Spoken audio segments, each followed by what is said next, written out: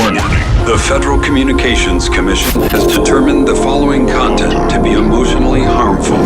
Funny things that you think's funny aren't funny. Give me cocks all the time. I want cocks all over me. The Alan Cox Show kicks ass, man. Welcome. Show me what you got. You're not going to see a lot of cocks on TV. Alan Cox from the Alan Cox Show. I don't know what it's about you, but I can't even stand your voice. You know when he's Mr. Tough Guy when he's standing behind the microphone. I think you're the biggest asshole alive. It's gonna be a great show. Let's kick it. I'll say kick it, and you'll just kick it with a tasty groove, okay? 1, 2, 3, kick it.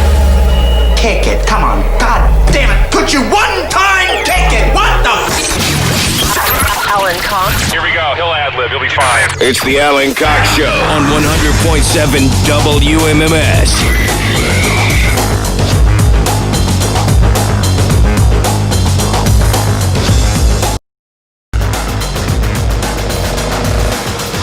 Hey, what's going on, gang? Good afternoon. How are you? Welcome, one and all. We're going to try to do some stuff again today. We'll see how it goes. If history is any guide, we'll see.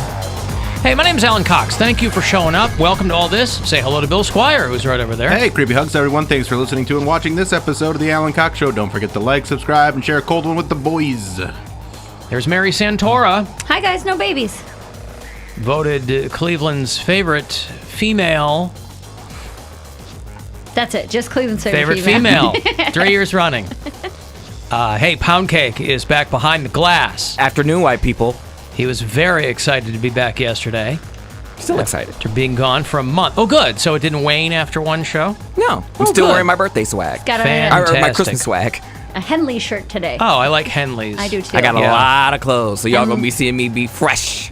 Henleys look good on, like, I feel like every body type. Like, every dude looks good in a Henley. Although I feel weird though because I'm not the type of person to wash my clothes. Like, pardon me. Isolate that.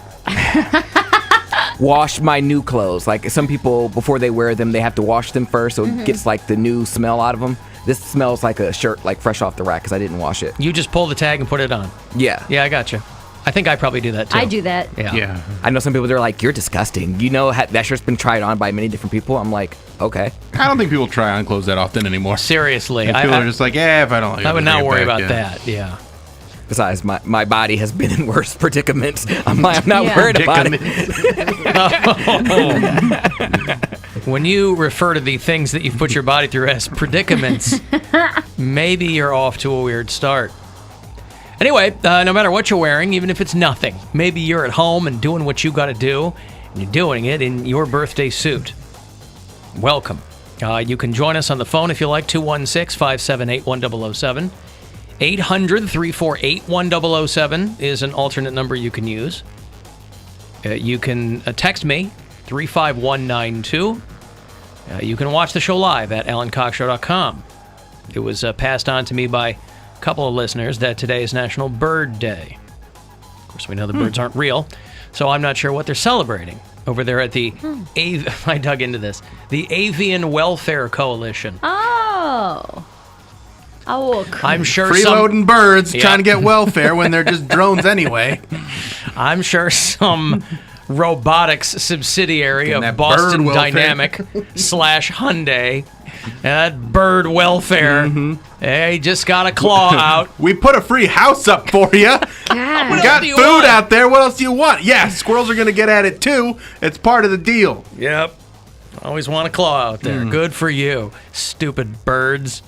Speaking of Habitat for Humanity, we caught anybody watch the Jimmy Carter documentary on CNN over the weekend? Oh, I couldn't stop watching it. Oh, my goodness. Of course not. Well, we were watching this amazing show. I'll get into it a little bit more later on, called Empires of New York, which was, I think, on CNBC or something.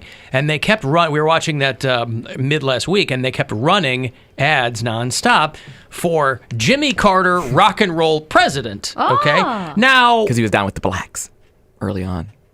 Well, not only that, but I mean, I had no idea. Listen, I was in kindergarten when Carter was elected, so I don't really remember that much about him. He's a one-term president, but I didn't realize how integrated into his campaign and into the Carter White House rock and roll was. Like he was having the Allman Brothers do stuff for him, and Jimmy Buffett, and all this. So it was interesting if you were around then, if you gave half a fat frog's ass about Jimmy Carter. Again, I thought it was, as even I was watching, I go, boy, what a weird thing to do. These days they're doing documentaries on everything, right? Documentaries are just visual podcasts, basically, where they'll just super niche topic that somebody's going to be interested in. And we just happen to watch most of the Jimmy Carter documentary. Listen, your brain can't handle a full Jimmy Carter documentary. But it was cool because it wasn't about the Carter administration. It was about the rock and roll, and he had Dizzy Gillespie out to the house, and about how this guy really didn't. Again, Carter is not somebody who really imprinted himself on the brains of a lot of Americans. You know, I mean, he ran again. He ran for re-election, and he got absolutely stomped by Ronald Reagan. Because by that time, a lot of other things. He had come out of Watergate. So much in the situation that led to Joe Biden's victory, people just wanted something completely different. They wanted to get away from criminals and whatever. So in the wake of Watergate, they looked at Jimmy Carter, who was up there going, we're going to do the thing with the thing.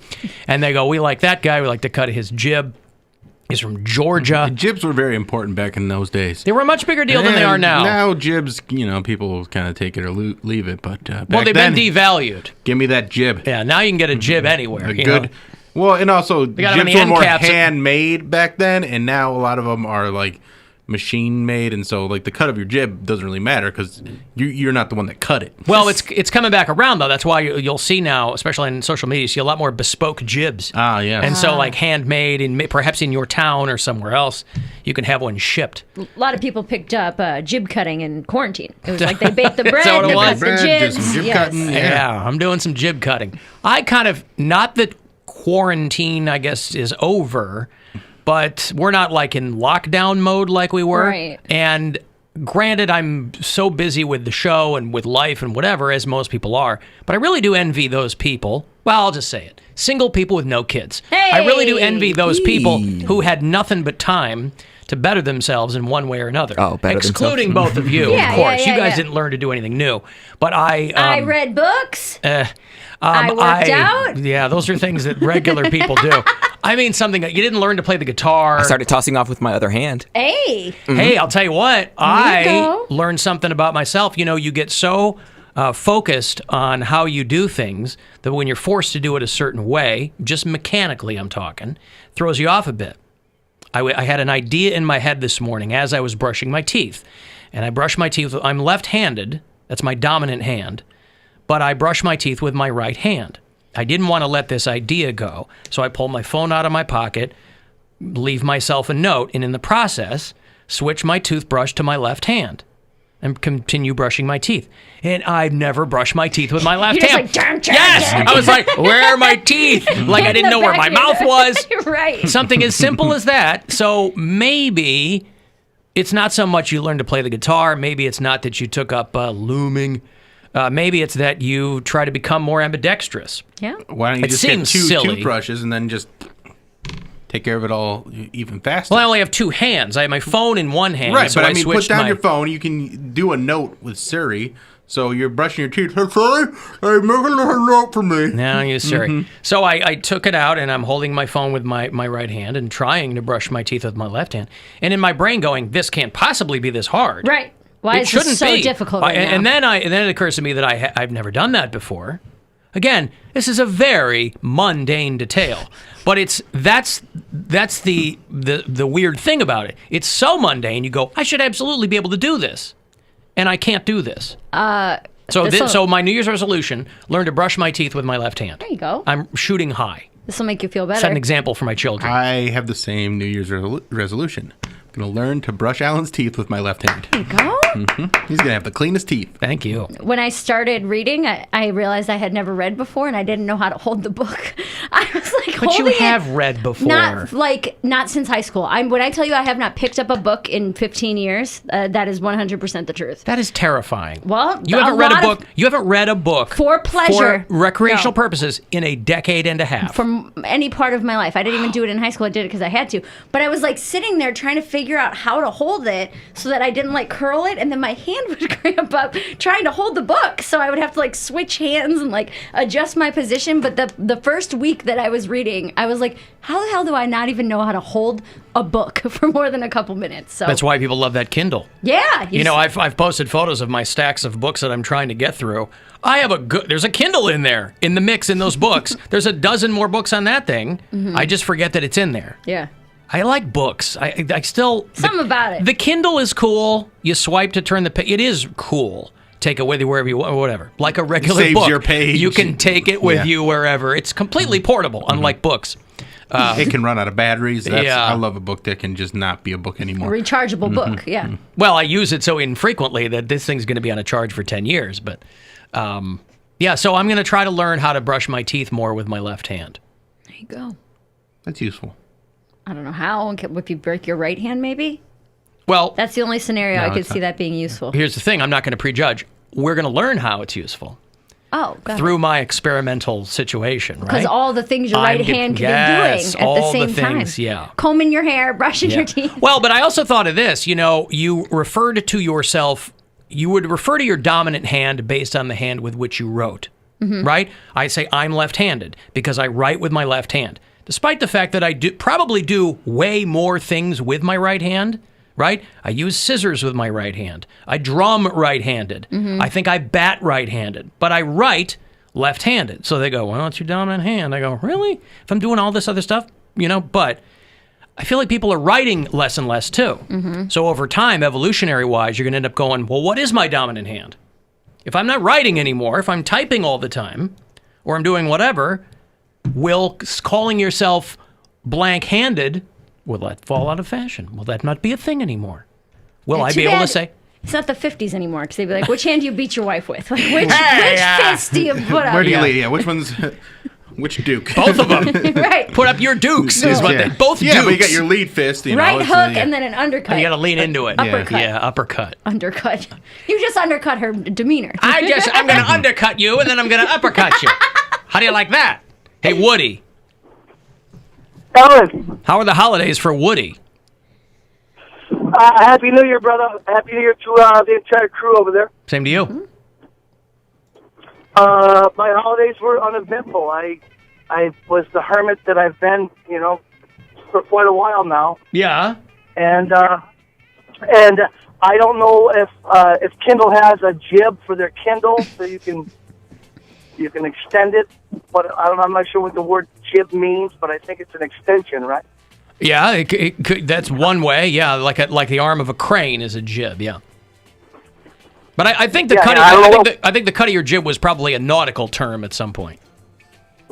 Oh, like an extension of the mast. There you go. There you go. Right. Have you seen the extension of my mast? All right.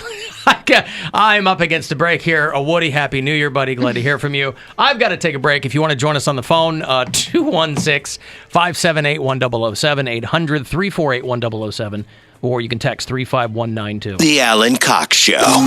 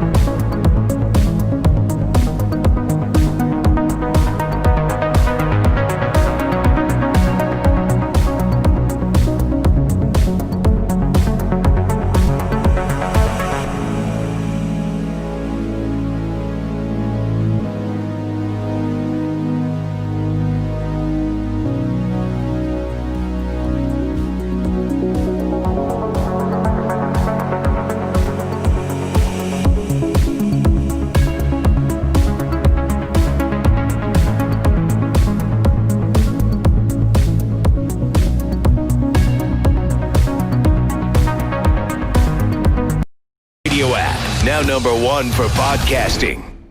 We all know the most common New Year's resolution. Get in shape, and iHeartRadio's got you covered. Just put on your headphones and tap playlists. We've got the Rock Pump Up playlist, the Running Hits playlist, and dozens more. Plus, the New Year, New You podcast feed, a hand-curated collection of the most inspiring and motivating podcast episodes to help you achieve your New Year's resolutions. 2020 set the bar pretty low, so you got this. iHeartRadio, #1 for music, radio, and podcasting, all in one app. iHeartRadio.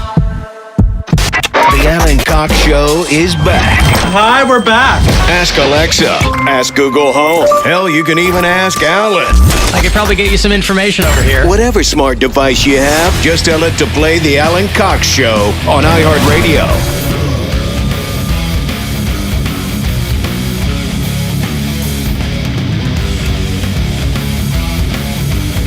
216-578-1007 to join us, or 800-348-1007. 35192. Now send me a text. And you can watch at AlanCoxShow.com. Hey, Jeremy, what's going on? Hate the show, Alan. Hey, thank you. What's up? No, like, I really do. Cool, good. Even better. Contemplating on whether to change the channel or hit one of these ditches. But right before you went to break, you were talking about the book, and everybody missed it. About 2:09, Mary was saying, my hand cramps up, and I have to switch hands. Figured someone would call that one out. Uh-huh. Well, there you did. Yeah, hey, this ditch looks great. Gotta go. Okay, there you go. Well, Mary says good stuff all the time. I'm learning how to massage the logs. Yeah, oof. Gotta switch hands often. You gotta massage them logs, boy.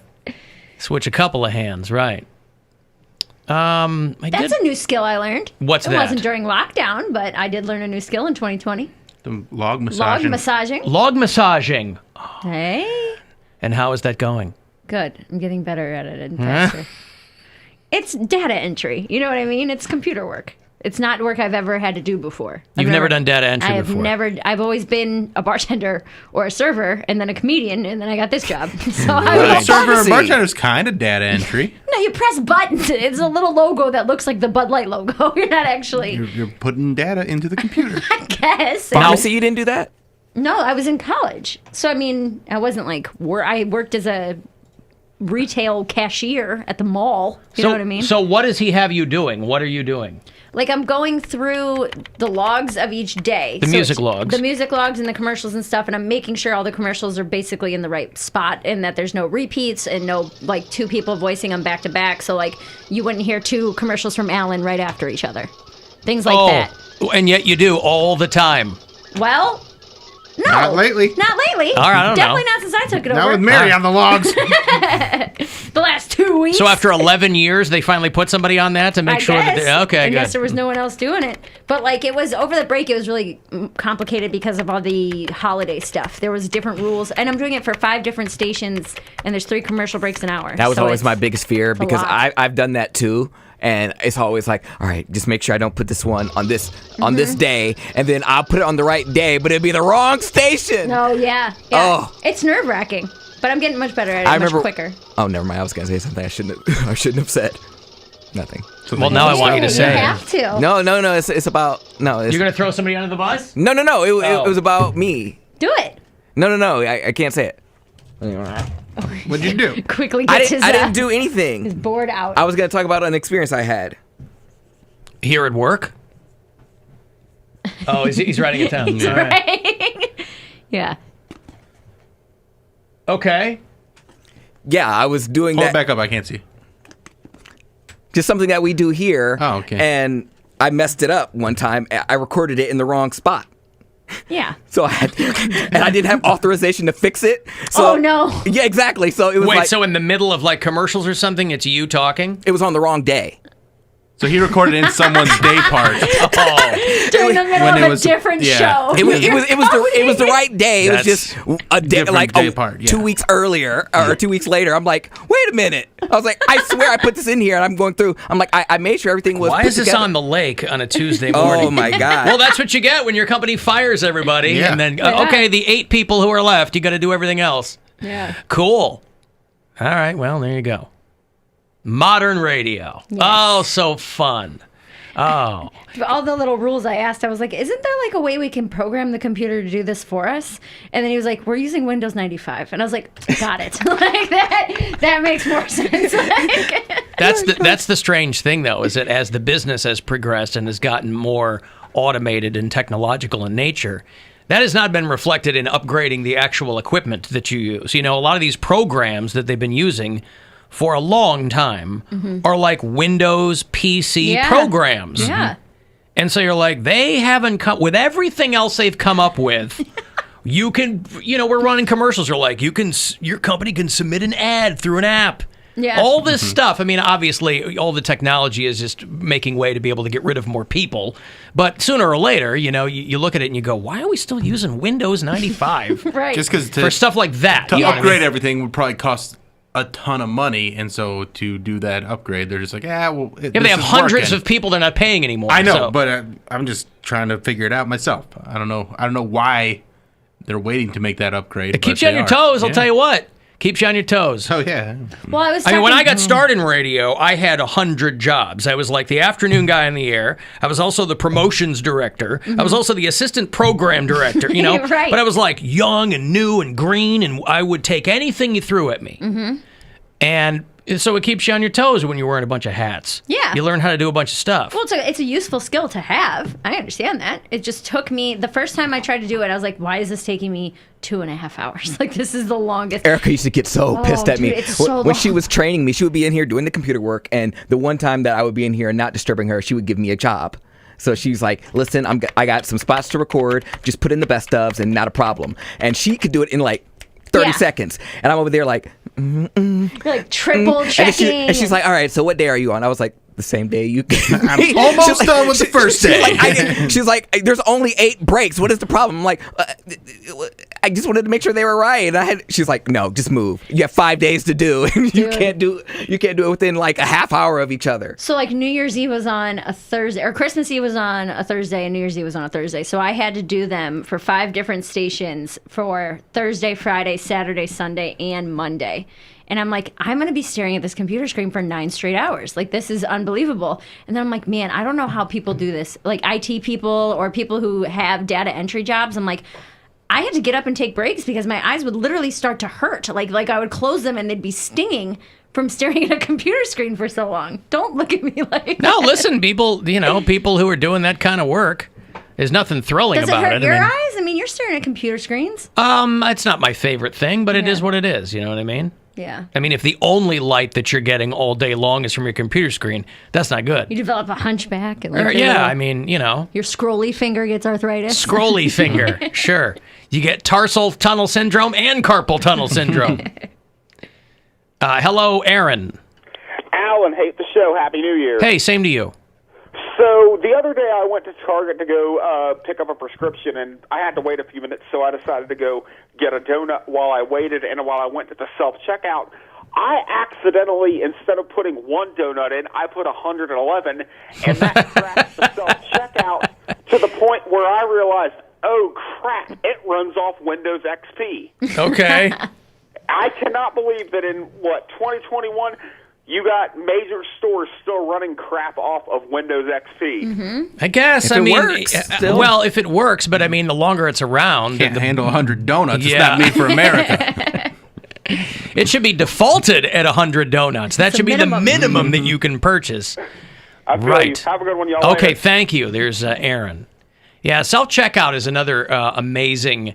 In the name of convenience, they've gotten you to do other people's jobs. You'll do this job. Type in the code for your pears. You go, all right. Is it that bad talking to a person behind a conveyor belt that I got to do this? A what? But if you're, a conveyor belt. I'm sorry. Conveyor belt. Hey, I've got another $1,000 here for you. It's a buck ton of cash. We have plenty of these to give away to you just about every hour. A chance for you to win some money to start off the new year. So good luck. Hey, it's Rover. It's a buck ton of cash. Time for your shot at $1,000 now. Text the nationwide keyword dollar, DOLLAR, to 200-200. You'll get a text confirming entry plus iHeartRadio info. Standard data and message rates apply in this nationwide contest. That's dollar to 200-200. Good luck from 100.7 WMMS.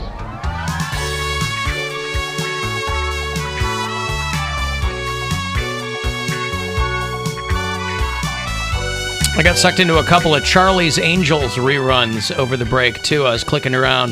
If you ever watch Cozy TV or Me TV, where they show all those old reruns of shows.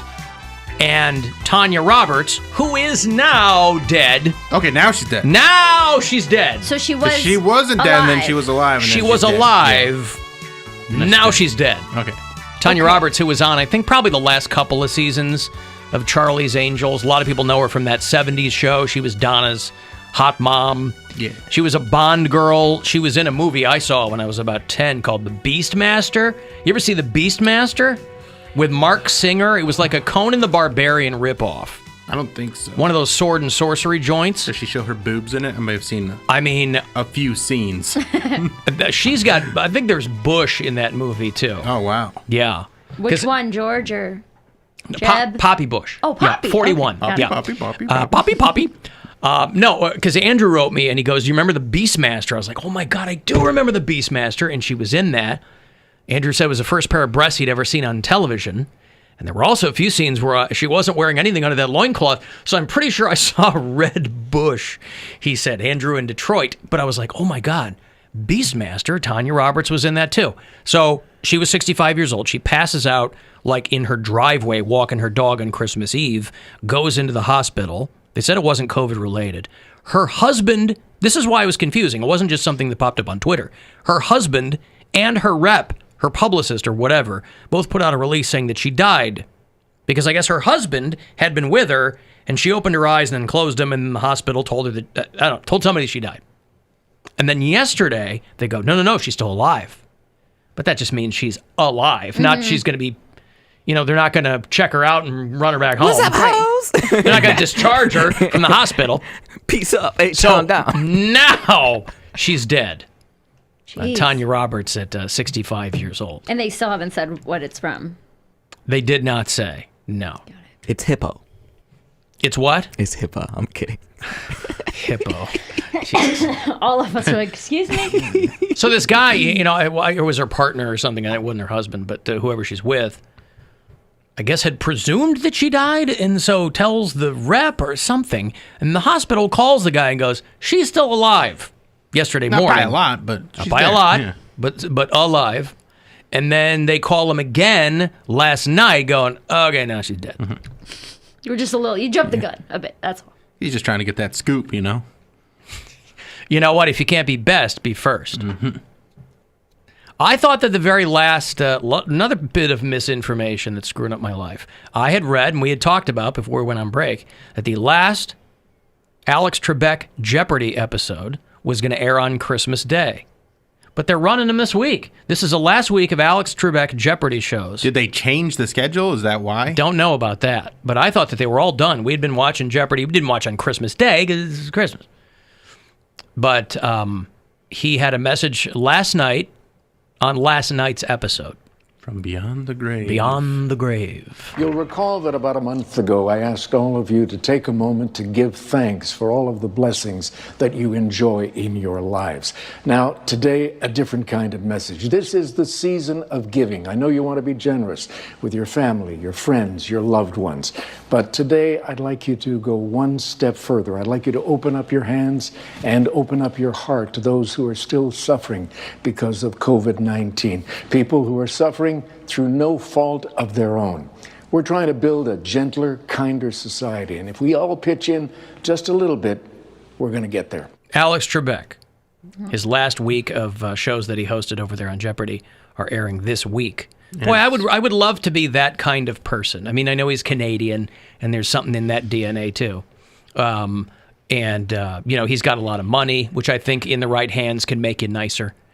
But I mean, I would like to kind of have a brain kind of like that, I'm too cynical for that. So, I mean, this guy is at death's door. He knows he's terminal, but he's still, trying to get the word out. Hey, take care of people. And it's like he blah, knew blah, blah. that the numbers of people affected by COVID-19 were going to be higher right now than they were then because of the Browns head coach getting COVID-19 and affecting an entire fan base.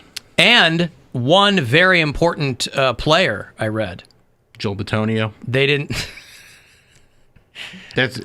Barkevius Mingo! No, that's a guy. That's a really important player. That's like a Pro Bowl Oh, they player. released the info on him? I saw a list of players that have COVID-19, and it was Joe Batoni? Joel Bitonio. Joel Bitonio? He was offsides twice. Or false start.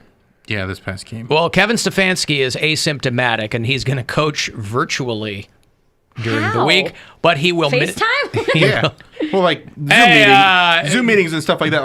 And they do a lot of those meetings virtually anyway. No, but like he can't coach the But he's not going to coach. virtually. Well, he said No, not the game. week. During the week, he's going to... But even that... But they should just get one of those iPads on a Roomba or whatever, where they put it out there. Yeah, and just can't let it scoot around the sidelines. And he's got like a little button where if you push it, it ejects a red flag for a you challenge. go. There you go. Yep, like on Bob's Burgers. Yeah. So a couple of the other coaches will sit in. One of the two new players who tested positive is significant, was what I read. Bill said that's Joel Bitonio. Joel Bitonio and Kadarrell Hodge are the ones that I'm pretty sure are the newer ones added to the list. Boy, not what you want to hear when you're going into a wild card game against the Pittsburgh... I know, I was watching... Steelers. Yeah. At Pittsburgh with all their players back. Joe Hayden in the mix. Of course, he's got COVID. He might not be in for I don't think he'll be in. Sunday. He's not a huge factor. Oh, yeah? Nah, I mean, he's all right. But I was watching a bunch of like old playoff games from the glory days. Like the last time they won a playoff game in 1994 where it was Bill Belichick hosting or coaching the Browns versus the Patriots, and Drew Bledsoe's out there, and I'm like, man, I remember watching this game live. Like, it was bananas. So the last time they were in the playoffs was 2002, but they didn't win. They didn't win. They lost to the Steelers.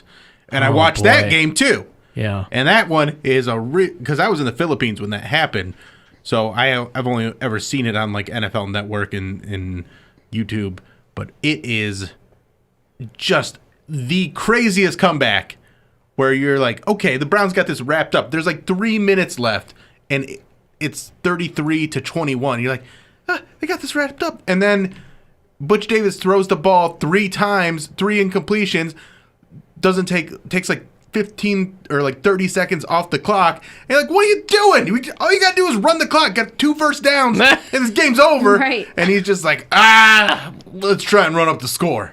Idiot. Wow. Mad about it now. I wasn't even able to watch it. There's a lot of passion there. A lot of excitement. There's things that you do in football to manipulate the clock to improve your chances of winning, and he didn't do those things properly. Not one of them. And throwing it when there's 3 minutes left on the clock, Right. and you are up 33-21. Yeah. Not the best idea. Right. Wow.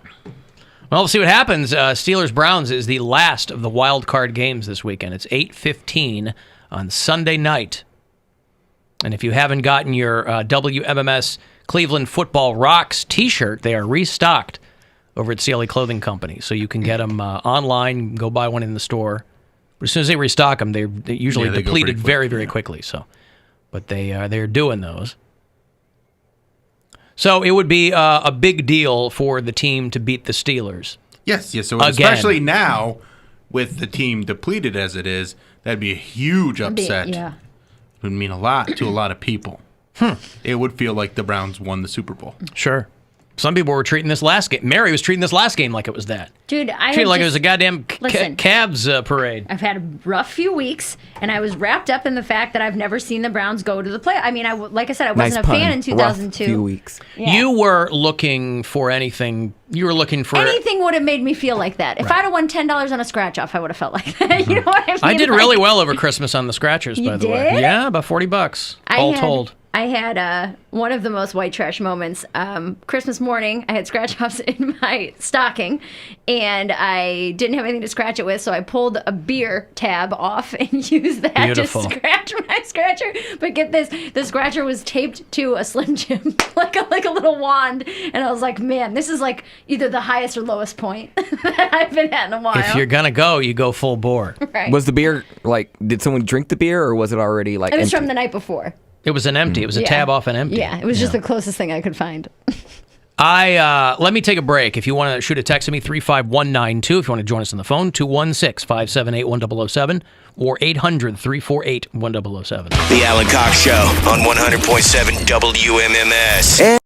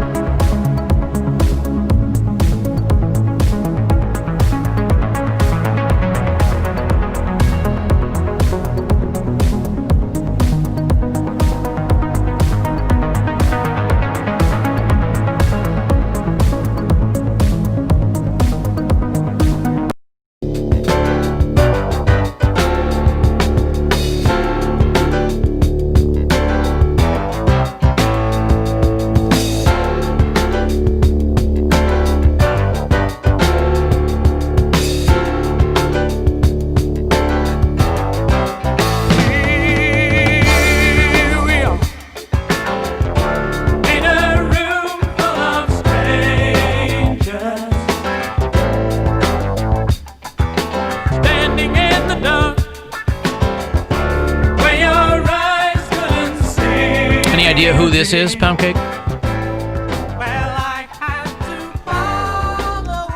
Not Lionel Richie. Not Lionel Richie. That's strike one. Not Lou Rawls. Not Lou Rawls.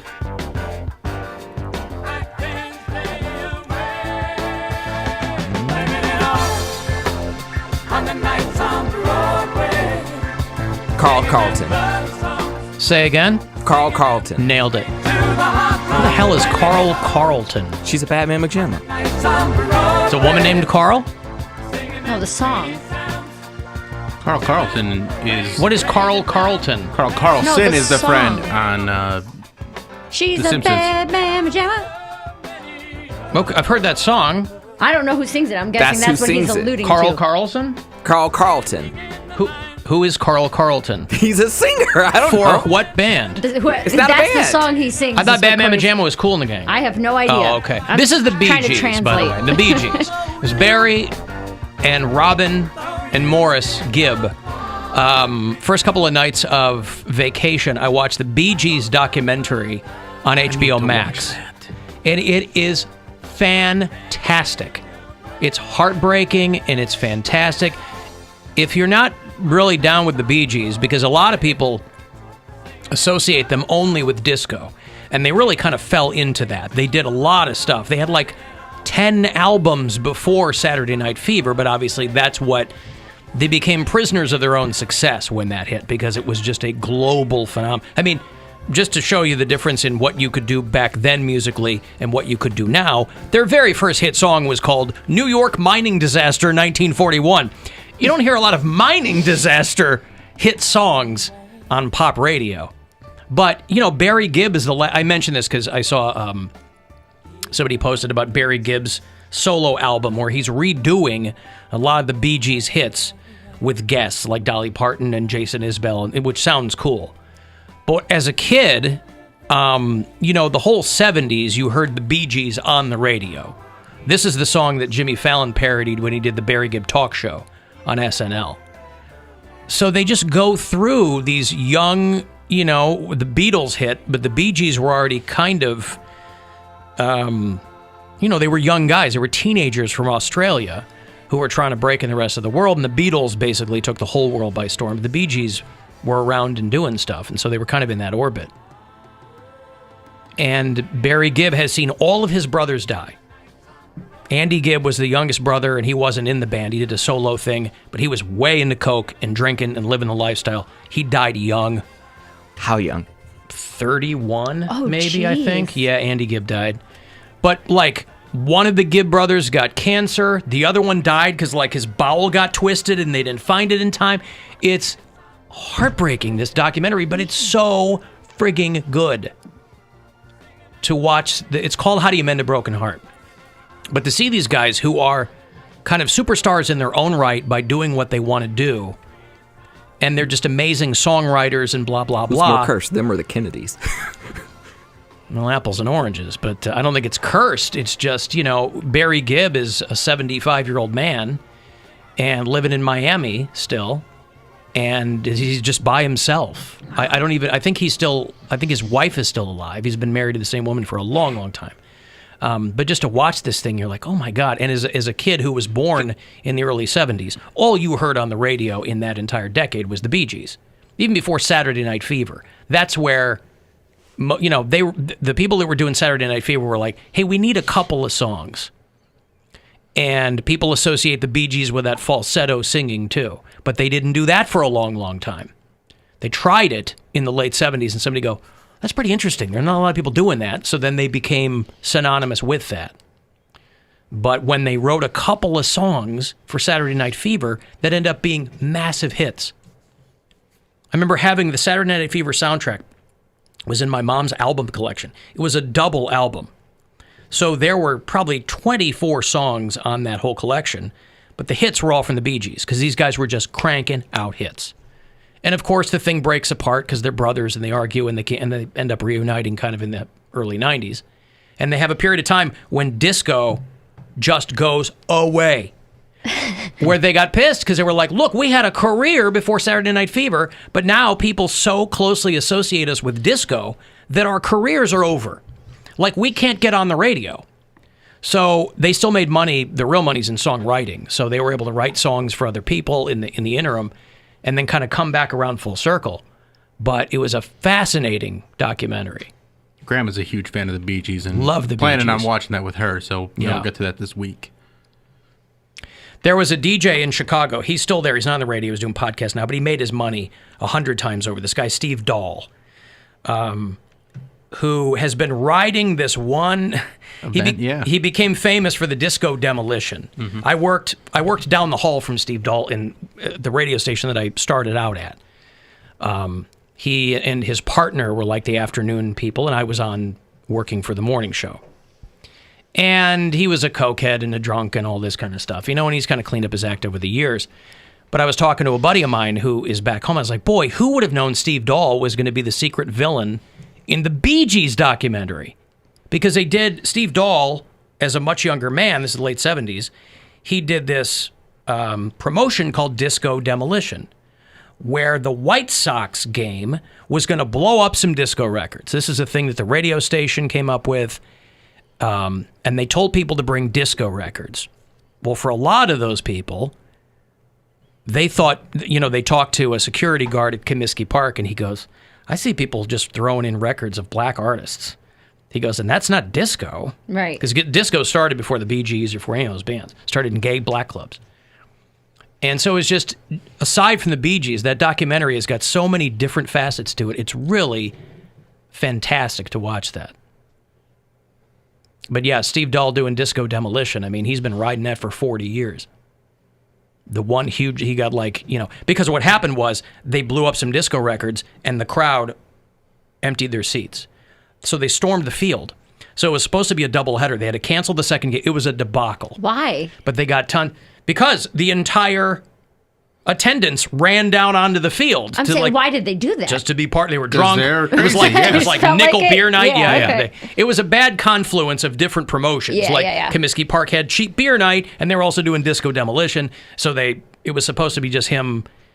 And it's like 70s radio shtick. He's out there in a military uniform. He's going to blow up disco records. Ha ha ha. Whatever. But he's primarily known for that. Locally, he was known for being the guy that Stern ripped off early in his career because by the time... That's why I love Howard Stern, but the reason that Howard Stern never succeeded in Chicago is because the time he got there, everybody had already heard Steve Dahl do it. But Disco Demolition, I had no idea that was going to be such a big part of the Bee Gees documentary. I'm like, wow, Steve Dahl's the villain of this story. He effectively ended their careers the bad guy. For about 5 or 6 years, yeah. Because you're just having fun. He's a rock and roll DJ. He's like, disco sucks. Yeah. Because a lot of it did. Most of it did. Because by the time disco became like this global musical phenomenon... There's a lot of contrived crap that came out of it, where they're like, do exactly like that and just change a few words. Buy your disco shirt. I mean, the music aside, they would just sell merch, disco this, disco that, like companies do. They slap a name, early 90s... It was, buy your grunge pants. That kind of crap, you know what I mean? Anytime there's some huge phenomenon like that, you got all kinds of people who want to slap their logo on it. But that just dilutes it. Hey, Andy. Hello? Hey, what's up? Hey, I told Poundcake my phone was breaking up. You remember when you and I were little, Solid Gold 79, and Andy Gibb was the host? I remember that vaguely, yes. And then the following year, did he overdose? Do you recall? He did, yeah. He had been having trouble with cocaine and alcohol, and his brothers invited him to come join them on the road. And I think he had just turned 30, and he was ready to clean up and go out on the road with them, and he died, yeah. They went to the hospital, and they said that he technically had a heart attack because of all the cocaine use. So he didn't overdose. He had these people that do coke and then they get off it, and years later their heart just gives out because he did so much damage to it when they were younger. Mm-hmm. So you didn't die from cocaine, but technically it just burned your heart out. That's what happened to him. Well, after he was no longer the host on the show, I remember asking my mom what happened to Andy, and she said, "Oh, he was a very sick man, and sometimes these things happen." And I never really got to. It was just wild that you're bringing up the Gibb brothers after having watched Documentaries. Yeah, Documentaries dynamite. Yeah, okay. Cool. I'll check it out. Yeah, thank you, Andy. Peace. All right, pal. Well, now I want to know all about Carl Carlton. Because I've never heard that name before. He sings I don't that know how. Bad Mama Jamma. Everlasting Love, and she's a bad mamma jamma. Okay. I don't know how. From the guy who's like, who's Pearl Jam? All of a sudden, he knows one guy that I don't. I have a black household. And I'm the weird one. That's what we listen to. Although my mom did like Tina Marie. And But you said I have a black household, except you guessed Lou Rawls. Okay. You'll never find. Blam, blam, blam, blam, blam. Black household. I play Bee Gees, and you guessed Lou Rawls. Those guys couldn't sound less like Lou Rawls. They're singing in falsetto. Kind of Lou Rawls is great, too. But what are you going to do? He was taking his best guess. Bad man, Gemma. That's what matters. Boy, I thought that. I really thought that was someone else. Alan, I just realized you're the same age as Chris Kirkpatrick from NSYNC and Eminem. I think both those guys are younger than me. I don't think Eminem is my age. He's in his 40s. I think he's a few years younger than Eminem. Oh, well, he's 48. Okay. A year, maybe. Yeah, I'll be 50 this summer. Wow, yeah, Chris Kirkpatrick is 49. Look at that. Now, he was part of the far superior boy band NSYNC, correct? You tell that to his goatee. Oof. Look at this thing. Still jet black dyed? Yes. I never understood that choice of facial hair. What do you do, though? Do you, if you're an aging boy band, you're now firmly a man band, Mm-hmm. do you try to kind of, because obviously your audience has aged with you. Yes. Do you gracefully go into that good night and just kind of come as you are? I mean, stay in shape. Those guys are all staying in shape, Yeah. you know, except for They'll look Joey good. Fat One. But that was always his thing anyway. He was always a little heftier than the Fat rest. tone. Yeah. Joey Fatone. But also, NSYNC's Or not you- back together because they can't get Timberlake, Justin. he's a linchpin. Yeah. Yeah, he doesn't need them. New Kids on the Block are still touring, though. They all New look Kids good. and Backstreet Boys had a tour a couple Yeah, years they sure ago. did, didn't they? Yeah. I got thrown out of that. I think one of them out. One of them has You a were too residency. I don't remember who. Huh? I think Backstreet Boys has a residency. I'm sure they all have one in houses. Vegas, yeah. No, residence. Oh, a residency. Yeah. Ah, I see. Oh. I don't know. I told this story on here before, I thought, where I went to the New Kids on the Block Backstreet Boys concert and I pre-gamed with 151. It's hard to keep track of all the stories where you got thrown out at John Mayer. So it's So not maybe like. that's the story I Yeah, told. so it's like if Mary went to a concert before 2 years ago, we just assume you got get thrown out. I thought I told this. We went. My best friend and I went. Her dad worked for. Her dad worked for Fox. I don't remember anybody asking to hear the story. Oh, never mind then. I'm We'll just have to tell kidding. him. I'm kidding. So he got us like this really awesome loge, and it was like just a place where we didn't need 22-year-olds who were drunk. Probably shouldn't have been. Mm-hmm. Definitely not me. But I brought over a bottle of 151, and she was like, "What is that?" I was like, "We're gonna pregame," like thinking like, "Yeah." We did 3 shots of 151 before we went to the concert. I did 3. I don't know if everybody did 3. Honey. Yeah. And so we're in this loge, and I had cheered at the MAC tournament like 2 weeks before the concert. Shots of 151.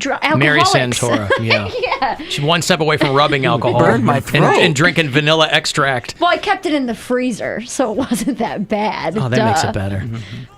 If it had been lukewarm, she would have only had 2 shots. Yeah, I'd have mixed it with Dr. Pepper. Don't Yeah. worry about me. But I had cheered at the MAC tournament at the Q a couple weeks beforehand, so I knew how to get to like the backstage rehearsal area. And I did that twice before they ejected me. And they were like, "You can't keep coming back here."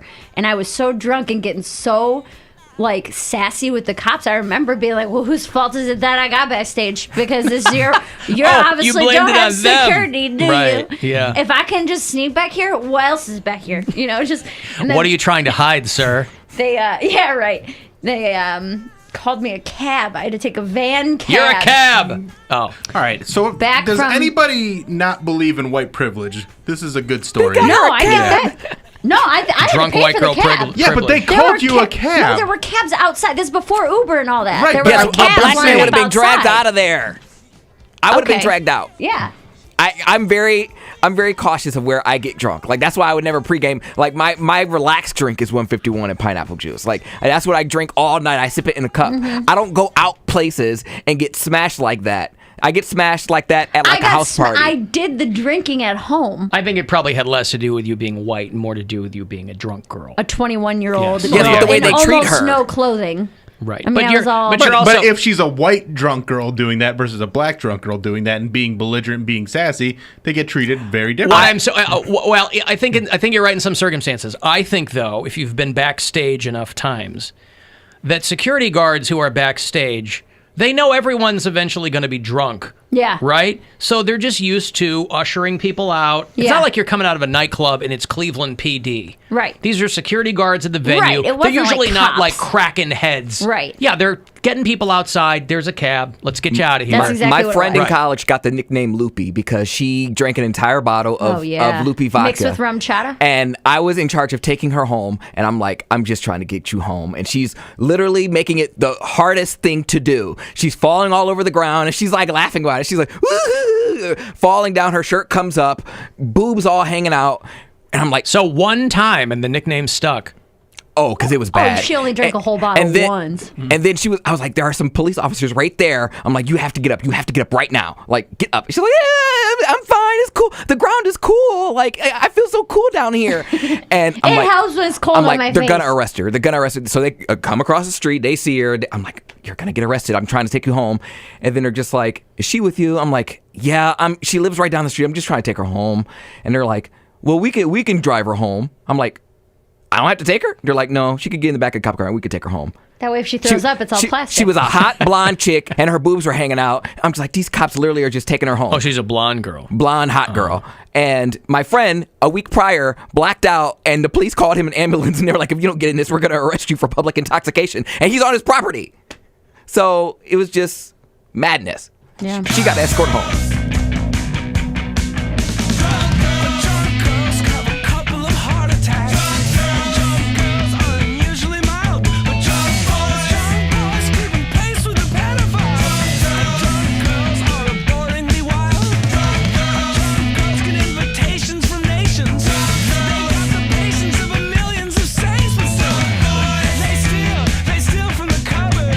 Alan, I hung out with Chris Kirkpatrick at a strip club in Orlando. He thanked me for recognizing him.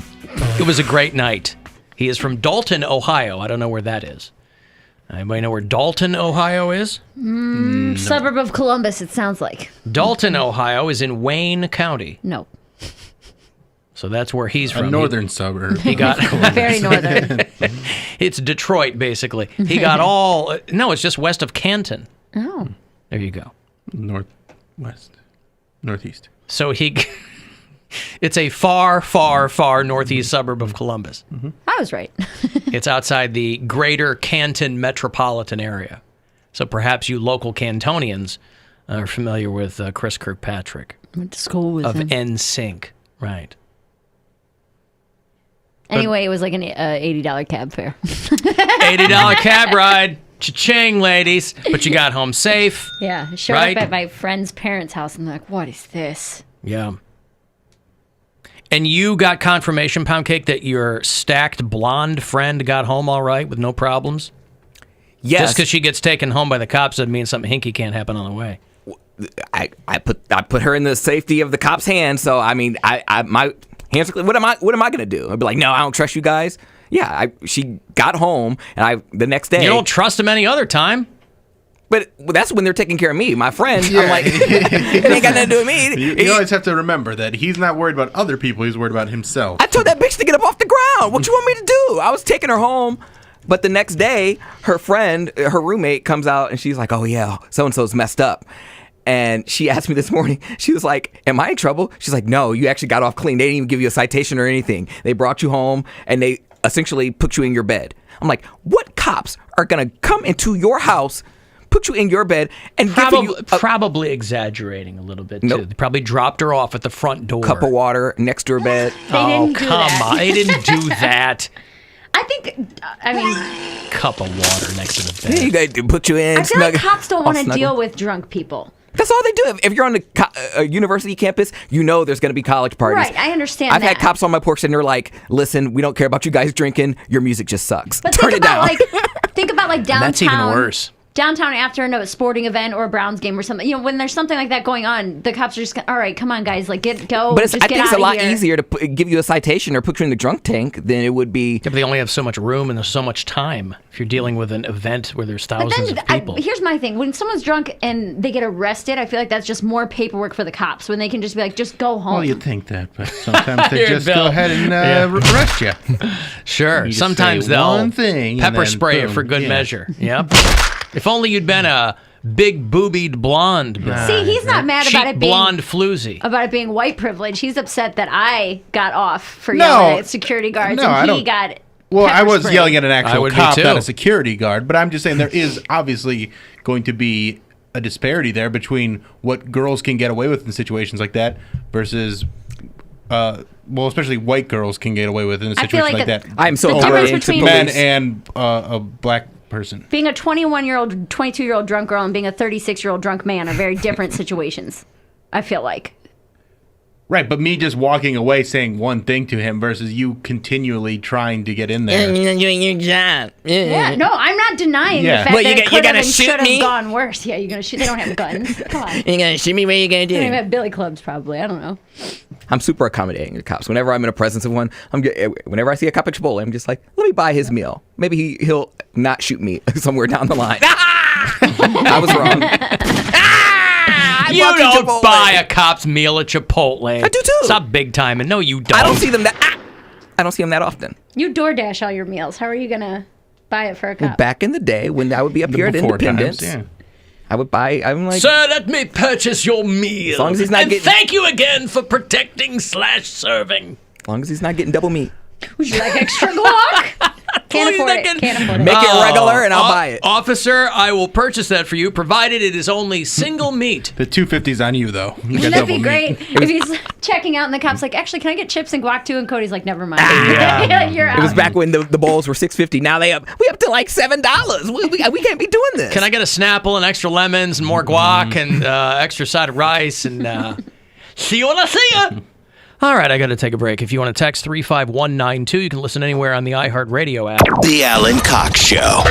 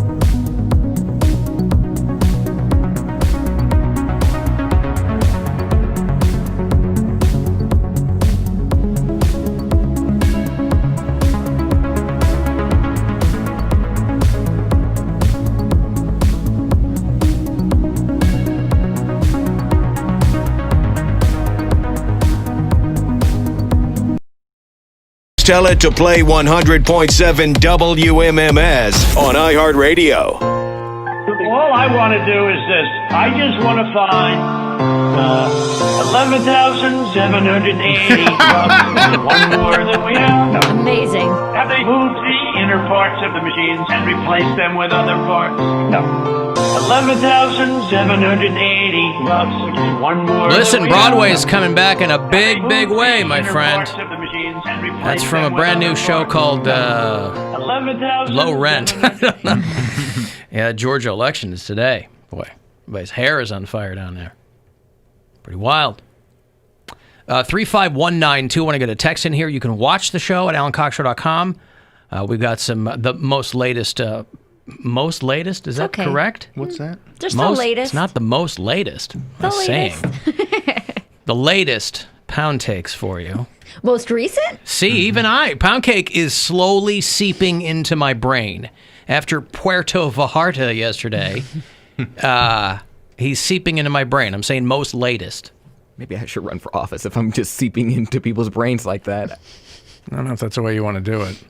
Anyway, there are some Poundcakes up there for you. Best of Cobra Radio.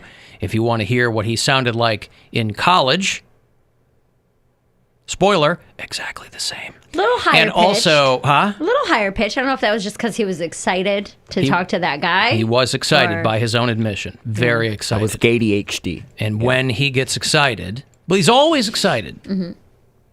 He's always, right. And then, yeah. Hey, Sean. Hey, Alan. Happy New Year's, guys. Hey, same to you. What's going on? I just wanted your guys' opinion on something. So I know right before you guys went on break, you talked a lot about the Indians changing their name, and I'm completely fine with the Cleveland Indians changing their name, but I'm just curious, do you guys think that maybe sometimes people go a little too far with changing things? Or like you guys yesterday talked about the TV show Community, and an episode was taken off of Netflix and Hulu because Chang, he was wearing blackface for like 30 seconds in the episode, but he was dressed as a dark elf. And I just, I can't really see people getting offended by that. I mean, granted, I'm white, so I don't have a leg to stand on, but I just feel like sometimes it could go too far. But I wanted your opinion on it. I think it's less of going too far and more that people are looking for things to get upset about. So I think NBC or whoever owns that is like, we don't need the hassle. I just think don't need the hassle. I mean, you could probably find that on YouTube. That episode. I just don't think blackface is ever a good idea. Like, what is the... Well, he wasn't doing blackface. He was dressed as an elf that was like he was wearing black paint. He wasn't trying to look like a human. Yeah, I haven't seen that episode, but... Yeah, he was like pitch black. Yeah. Okay, I mean... Is that the Ken Jeong character? Yeah, okay. That's different than blackface. Blackface is a white person putting on makeup to try and look like a black person. I get it. I mean, I know, but it's just if you could be effective without it, because people will automatically make that correlation. So, just if you could be effective, why not paint him blue or something? Listen, Orange, 20 years ago, Spike Lee made a movie called Bamboozled, and people where I think Damon Wayans, it's these two guys who do a modern day minstrel show. And so they're out there, they're black, but they're painting their face black. And I think that's what the conceit of it was. And people were pissed off at him for that because they thought that it was undermining the black community and blah, blah, blah. So I just think that the companies that own things like that, they're like, I don't need the hassle. Mm-hmm. Why do we have to deal with this? Because now you have people like digging things up from 20 years ago. So that's, people are looking for reasons to get upset. So there's a certain contingent of people who aren't content to get angry with things that are happening currently. If they put as much effort into things that are really, really going wrong, they might actually be able to do something rather than seeing somebody tweet something, dig something up from 10 years ago. And I think those are the people who are mad that social media has only been around for a decade and a half, because then they'll go in and they'll dig up old interviews that someone did on a TV show. Yearbooks. And right. Like, you're never going to believe this. Watch me work. Right. 1986. Check this out. 1865. You're never going to believe what happened. So unless that's someone's favorite episode of Community of all time, and who knows. And get the DVDs. Right. But I take your point, Sean. I mean, there are, that's the decision that these media companies have to make. Is they're like, are we going to leave that episode? They're not the only one. I mean, 30 Rock did it too. 30 Rock did it too. Office. Yeah. Mm-hmm. I mean, just watching. I mentioned this yesterday. Just watching 30 Rock over the break, I dug back into it. At least once or twice, every single episode is like, oh, they couldn't do that now.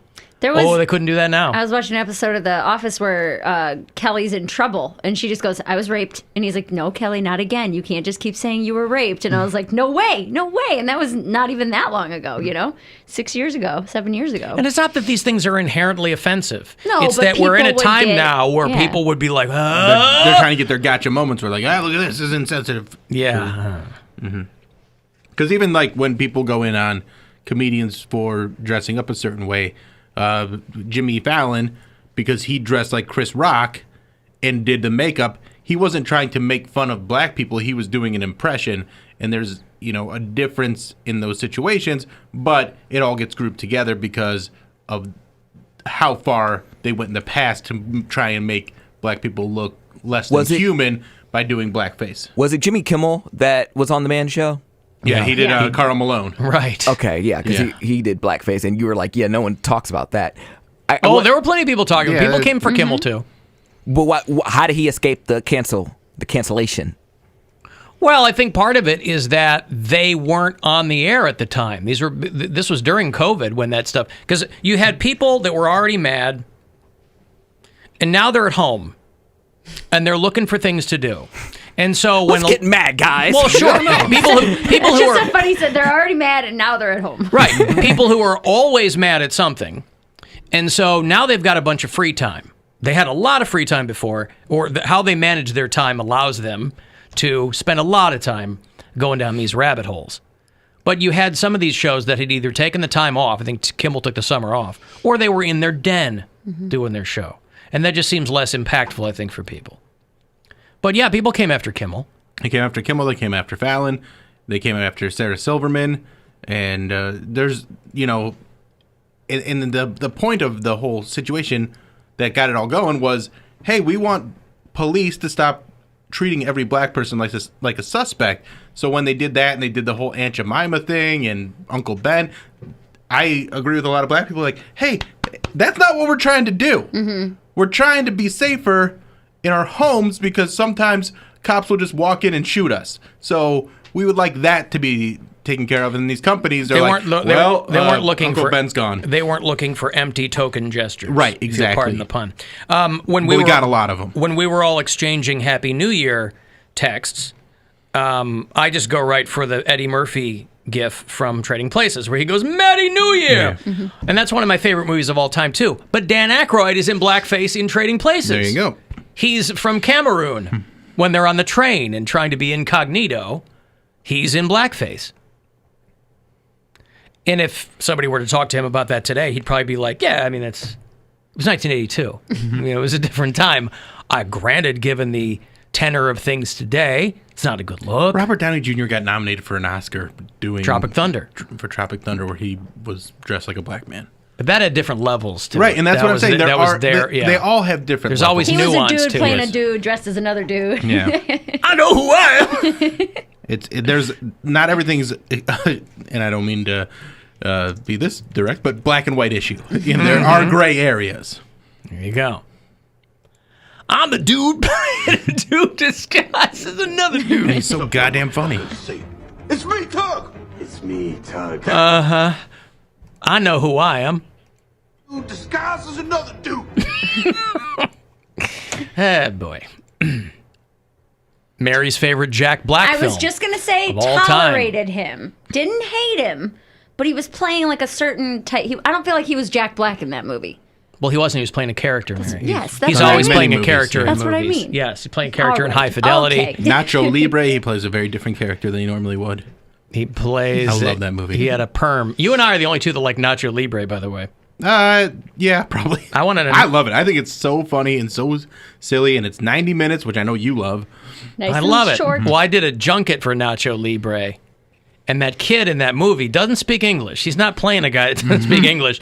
He doesn't speak English. So I got to sit down in one room with Jack Black and talk to him about the movie. And then they shuttle us down to another room because they were doing this out of like the Beverly Wilshire Hotel or something. And so I'm talking to Jack Black for it. And then they go down the hall and they go, do you want to talk to whatever his name is? And I go, yeah, of course. Tag team partner? Yeah, the kid and the other guy in the movie. Yeah. And I go, yeah, because this was a brand new, he was an unknown commodity. And I thought he was faking that he couldn't speak English. And this kid couldn't speak, I mean, very, very broken English. I only believe in science. Yeah, so Hector Jimenez. Clearly, whatever. His name is Hector. I was like, his name is Actor. His name is Actor. Get out of here. He really wanted to line up the stars for himself, right? He wanted everything to align, so I've legally changed my name to Actor Jimenez. Right. Yep. I'm going to get every role on that call sheet. So he was very nice, but there was like an interpreter there. I mean, his English, to call it broken, would be very generous. So I was like, oh, well, it's very nice to meet you. Congratulations on the film and all that kind of stuff. Obviously, I didn't air that. People don't want to hear that. They want to hear Jack Black. Get that corn out of my face. Right, but I just remember leaving the theater after that screening, and it's all media people. And everybody was like, oof, how am I going to make this one sound good? And I'm like, I liked it. How about you guys? And then I felt like a dummy. Because I was the only one who liked Nacho Libre. I've been using my Nacho Libre. They gave you like all this swag, right? And one of them was this like little cloth bag that had crap in it. It's just Jack Black. And I've been using it for my headphones for 20 years. And there's no string on it? There's no drawstring? I probably took it off. I came out or I cut it out or something, yeah. So I've been putting my headphones in my Nacho Libre bag Has for it 2 affected decades. how you broadcast? Do you feel like you're channeling Jack Black I do every not. broadcast? No, I don't feel like I'm channeling anyone. I'm barely channeling myself. You've met me. That scene where they're decide that they're going to enter the wrestling tournament and they go train and they're like just shooting arrows at each other and throwing like a wasp nest. It's just so ridiculous and silly that I love that movie. It's I very like broad. Jared Hess movies. It's very broad. So again, I don't think I have probably not seen it as many times as you have.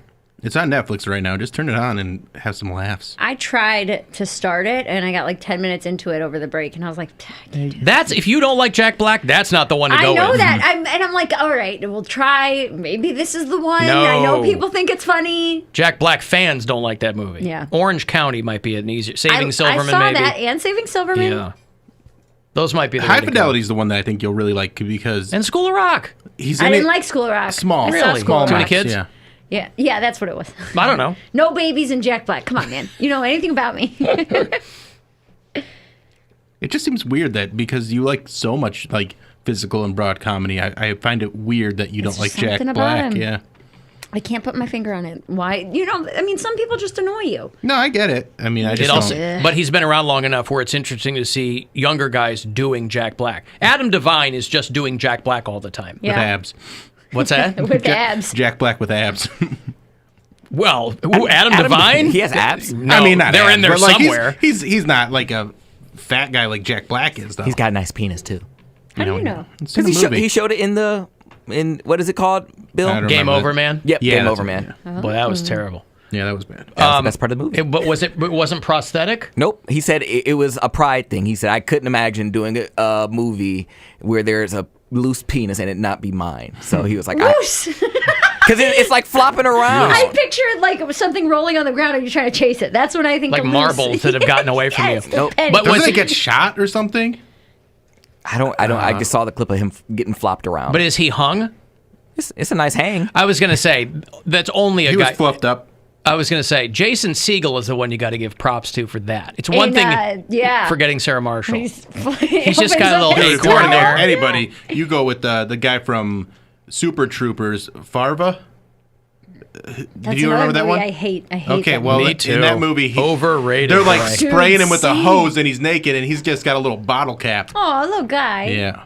That's bravery. Mm-hmm. If you're Adam Devine and you have a halfway nice wiener and you go, I can't see using a prosthetic. I get it.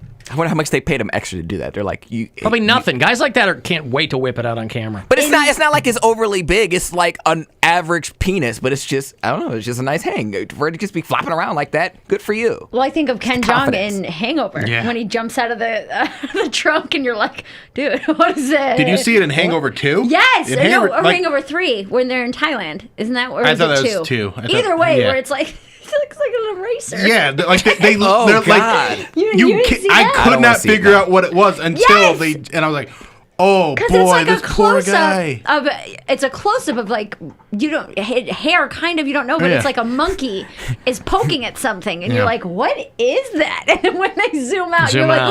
oh no, I am Dr. Penis. this poor dude.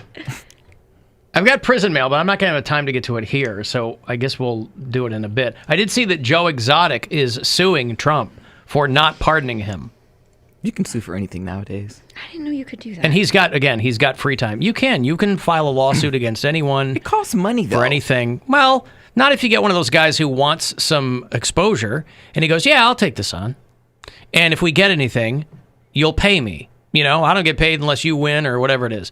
He's suing Trump for denying his pardon request. He wrote like a 20... We talked about this briefly. It was we talked about him wanting a pardon.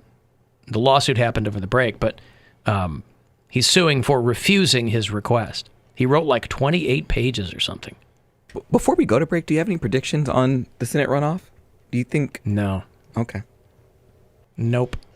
I'm not even going to predict. I was like, you don't want to jinx anything? Well, I don't believe in jinxing anything. I don't know how it's going to go. I mean, you know, the people who are down there on the ground. I mean, so you're Coxtradamus. I was curious. Coxtradamus, if you'll recall, buried in the sands of Jamaica. You keep killing him and bringing him back. I didn't He's bring never him brought him back. back. He's making you just asked predictions me to of himself. predict. Yeah. I'm not going to predict what they said that the early voting, obviously, and there's no shock that it has far surpassed anything that they would have expected. And a lot of that early voting leans Democrat. I don't know if it's still Georgia. Look, Biden got lucky in Georgia. By 11,000. 11,700. Yeah, so I don't know what'll happen. It's very slim. I don't know what'll happen. I want my money, Mitch. Ah, Mitch. $2,000. Man. Did you That would've get been money, so nice. Poundcake? Yeah, I got my 600. You got your 600? I got my henny. Yeah. 6 henny. All right. I got mine too. It's gone now. Oh, it's been gone. Literally, like you pay rent. Yeah, Bill texted me. He's Well, yeah, like, it's not a ton of money. Bill texted because You I put a posted. screenshot, yeah. I put a screenshot. It was $620 in my bank account, and I was like, "Oh, when that stimmy hits, you know, like joking around." And Bill was like, "Dude, are you okay?" Like, I was like, "Well, all my bills had just come out. Like, I paid my rent. Like, everything was done." Like it's almost like it went to my bank account just to show that it was there, and then it's like gone Pretty because the much. same day that it hit, I had to pay rent. Yep, car payment, all that. Yep.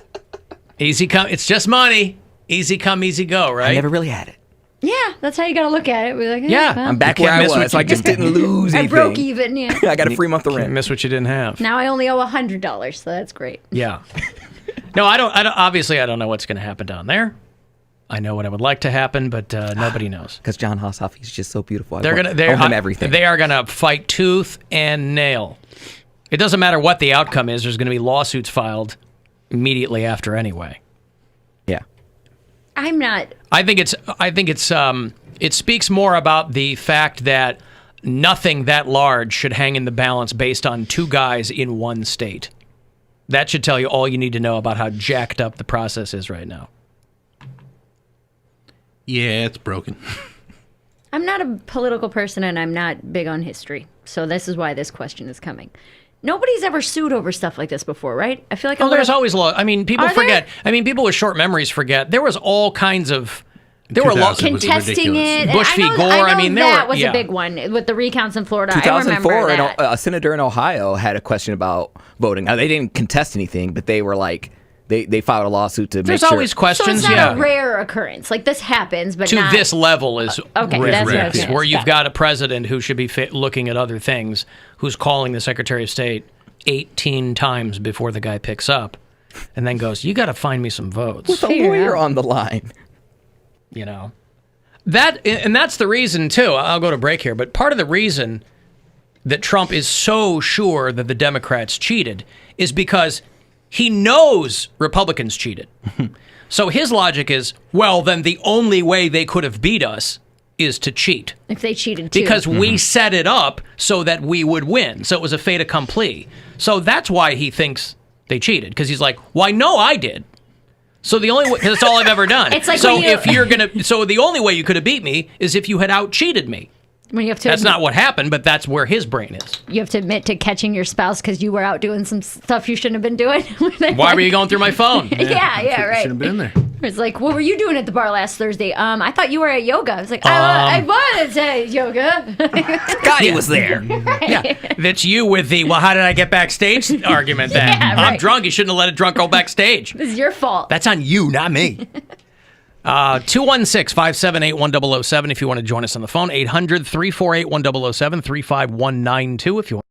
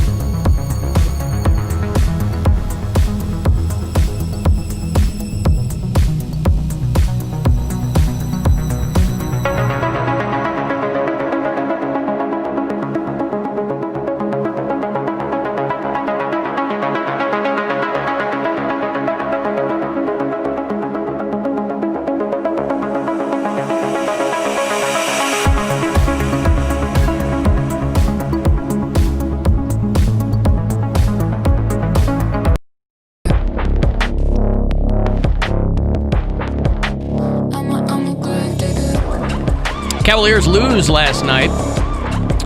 Both teams 4-2. Cavs go to 4-3. Magic go to 5-2. It was 83-103. They beat them handily last night. Yeah, it was a tough game. A lot of people out for the Cavs, and Dante Exum got hurt right at the beginning of the game, so like they were pretty short-handed. Head coach HQ Honkersuff says they're going to get a crack at him again tomorrow night. 7 o'clock game tomorrow here in WMMS. Cavs at Magic on your FM home for Cleveland Cavaliers basketball. 100.7 WMMS.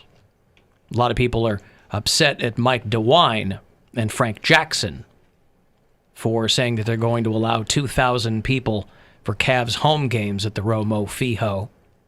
That's 10% of the capacity there, of course. But the current total at most indoor sporting events throughout Ohio is 300 people. The Cavs had asked to have about 5,000 people there, and they got turned down. Mike DeWine said that they would allow 2,000 fans. So about in normal. The Cavaliers home games. They pull, don't they? Dude, the last Cavs game I went to was 2019 around Christmas, and it was bare bones. I went for a work thing where Boobie Gibson was. We were It in depends on the game too. Yeah, the last game I was at was. I've been to last season, and it was. But if it was a promotion through the station, that's different too, getting people out and stuff. But I think just like but that's the thing. There's some games that are a lot of fair weather fans is just what it like comes a down Tuesday to, night where people are like, if you go on a Tuesday or a Wednesday when people have work, there's going to be less than like a Saturday or Sunday afternoon. It wasn't a something station like that. promotion though. It was just a like powwow, powwow thing, yeah.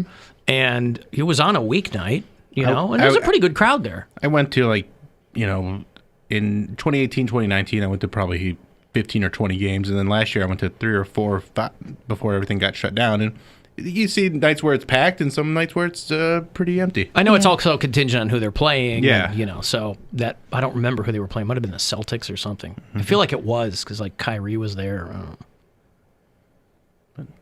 Go Cavs. Big fan of the Cavs. So the no Cavs. Jack Black, no basketball for Mary. No, I dislike Jack Black. I'm indifferent to basketball. The trick with Jack Black is you got to watch some of his more off the beaten path movies. Somebody reminded me of Jesus' Son with Billy Crudup, which is real good. He did a really weird movie called The D Train with James Marsden. Anybody seen that? No, but I like James Marsden. Yeah. And like Bernie with Shirley MacLaine, where he plays a real life guy. So some of the weirder ones might again. The dude's got range. I am also indifferent to whether or not you like Jack Black. You know what I mean?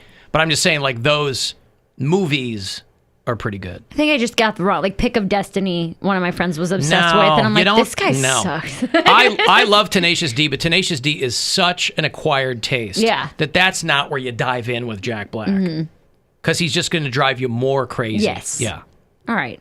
We'll do a Jack Black Don't watch Gulliver's deep Travels or nonsense. So they're going to be having a couple thousand people at the Romo Fijo for Cavs home games. I don't know when that starts. Maybe immediately. I don't know. Well, they don't. They're on a 6-game road trip. I think they're 2 or 3 games into that road trip. So next week, yeah. So Cavs were only one of 7 teams that were allowing people inside at all.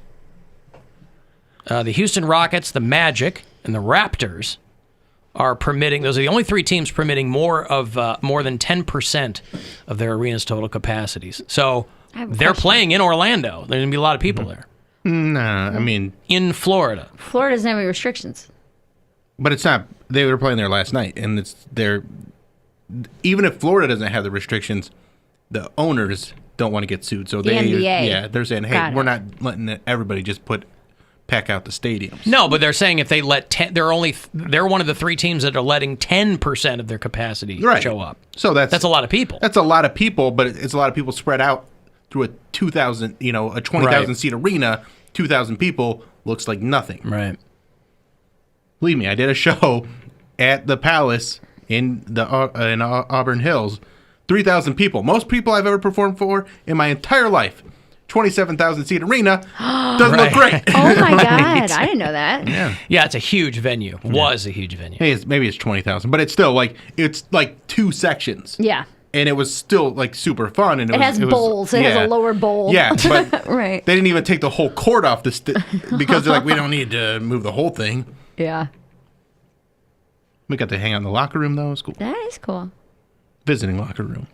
Whatever.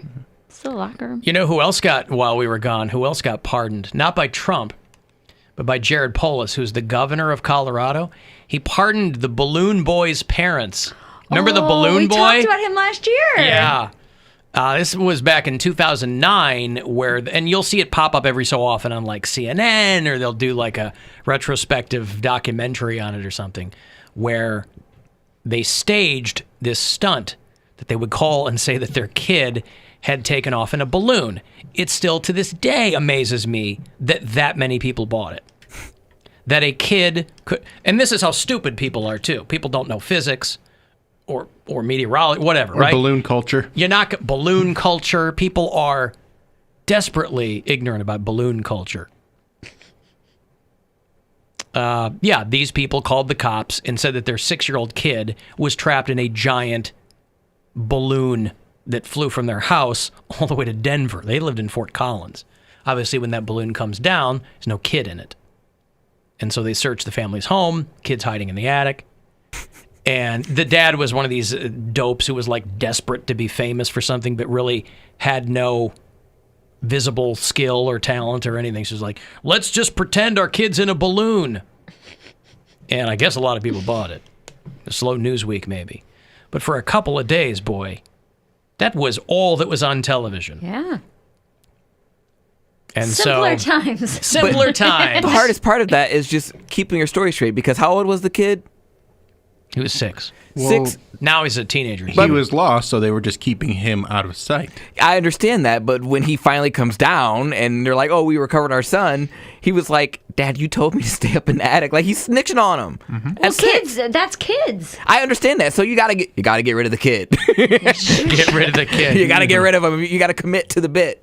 My stupid kid sold me out. You can't even get a kid to pretend that they're under 10 for a buffet. You know what I mean? Like, so they're so particular about their ages. Like, my kids would do that when we go to the movie theater, and I'm like, 2 adults and 3 children, and my oldest would be like, I'm 13. I'm like, shut your goddamn mouth. For the next 90 minutes, you are not, actually. By the way, why wouldn't you prep them on that? You do, and then she doesn't pay attention, and then she just mouths off, and like they never pay attention anyway. Like, you can do it a billion times and they don't even pay attention, and then that one time they go, I'm 13, and then like she doesn't even know why she's saying it. She just does. Well, they're just so excited to be a year older too, though. Yeah, because it means so much to be a 13 the difference between 9 and 10. Yeah. Remember we used to do half ages? Dude, a couple years ago, it popped up on my Facebook memories. I still today. do. I just turned 49 and a half right before Christmas. On my Facebook memories today, it popped up where I posted about that. Your half birthday? No, I posted about that wrestler, that college kid from a couple years ago in Michigan with that kid with the finger. I have no idea. I have no idea what you're talking about. Anyway, whatever. I posted about where we were dancing the night that we hooked up, and he was like, oh, well, no, I'm 23, about to be 24. That makes it better. That's what it is. Oh, this was a personal anecdote. Yes. Oh. But I'm saying that even young like people, wrestler with a finger. Is this a She Jim hooked up Jordan with thing? that It was guy. not his finger. It was her finger in his backside. I was hoping that Checking his oil. we didn't have to do all that again. Mm-hmm. That was all. It was a pointless story, and we can move on. Anyway, Alan's half a century old. Yes. He did not yet. Tapping on the microphone. I didn't. You lost me. Okay. The thing I used to do as a kid, I wasn't so crazy about ages, but I would always yell prices. Like, my mom used to hate shopping with me because we would be up at the register, and if something wasn't tagged right, or if it was mistagged, or it didn't have a tag at all, my mom was like, okay, so she would be at the register, like, to the cashier, like, this didn't have a tag on it. I was like, Mom, it was with the section that said $7.99, so I assume it's $7.99. She's like, shut up. Right. or if it had like a $12.99 tag, I'm like, that's not right. It was with the other ones. It was 15. Beat your ass when you got home. Exactly. She was like, don't you ever volunteer tax. They might give us a discount. I'm like, you got the money. You just got a 20 right there. Give it to them. You were trying to be honest. Yeah. Your mom was trying to scam the store. So why are you in trouble when your mom She's like, it's their fault. They should tag everything, or it should be properly organized. She's like, I'm not going to pay extra because the store's mismanagement. So she It's their fault. Boy, people come up with amazing excuses to do what they want to do. You know what, though? It is fascinating. If something's actually mislabeled, that goes one of two ways. You either get the cashier who's like, all right, I don't care. I'm just going to put in And whatever. usually they're like, I don't care. Usually what happens. When you're like, oh, Right. I'm sorry, So take the I thought chance. those were 2 for $5. You know, if it rings up weird. And they're like, oh, yeah, sure, no. And they just do it anyway. And then there's the people who are like, Dad, let me look. And they're like, got to call somebody over. And you're like, then I feel like But either way, oh, I thought it was 5. It's 7. Yeah. Here's $2 extra. But some people don't some have people it. don't have the $2 When you're on that extra tight, dollars. tight budget. Well, I used to Seriously. hate it because I would have the biggest mouth. Oh, yeah. And I'd be like, can I get a stick of gum? She's like, no, can't get no goddamn gum. Oh, I'm sorry. Amazing. I'm sorry, caller from yesterday. No GD. Yeah, what was that guy's name? Terry. Oh, right. God damn, you dick. Right. Terry. Didn't like me saying GD so much, so then he whips it out. God damn, you dick. I've got prison mail. Dear Mama, shouldn't have did what I done. Dear Papa, getting caught with a gun. Sitting here writing down letters of hope. Praying every night that I just don't drop the soap. Dear Alan, read my message today. I'm in prison! We have gotten letters before from a guy named Austin, and I got a letter over the holiday from his sister. Said, I'm his sister. The good news is he moved to Grafton Prison, and this should be his parent prison. There's more hope there because he won't be locked down as much once the quarantine is done. Thanks for reading his letter. We appreciate you. A letter from an inmate's sister. No naked pictures, though, because I guess We got rid of the Instagram hotties. she didn't have her camera on her. That's a bummer. I also got a letter from Mitchell, who has written us on occasion. These letters just get longer and longer. I realize They that... got nothing to do. No, I understand, but I mean, the entire time that I've ever read prison mail, the situation's been the same. They got nothing but time, but they usually... They get better at writing, too. They usually... Yeah, I guess, right? It becomes a bit more florid. He wrote us letters... Oh, these are... It says not for air. That's one for Mary. Oh, geez. One for Bill, and then one for Cody. Ours are...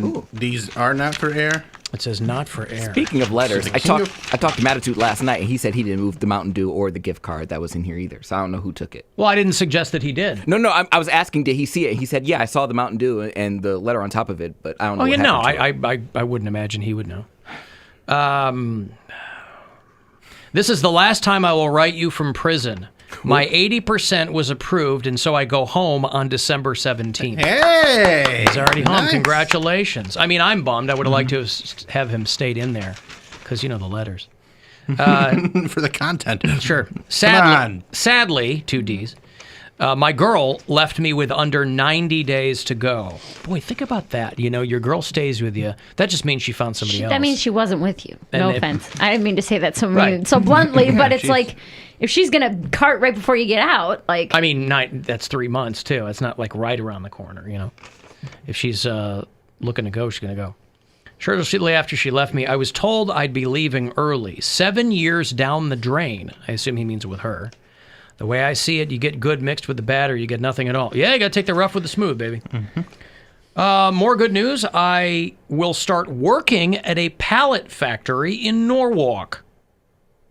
I assume there is the pallet factory in Norwalk.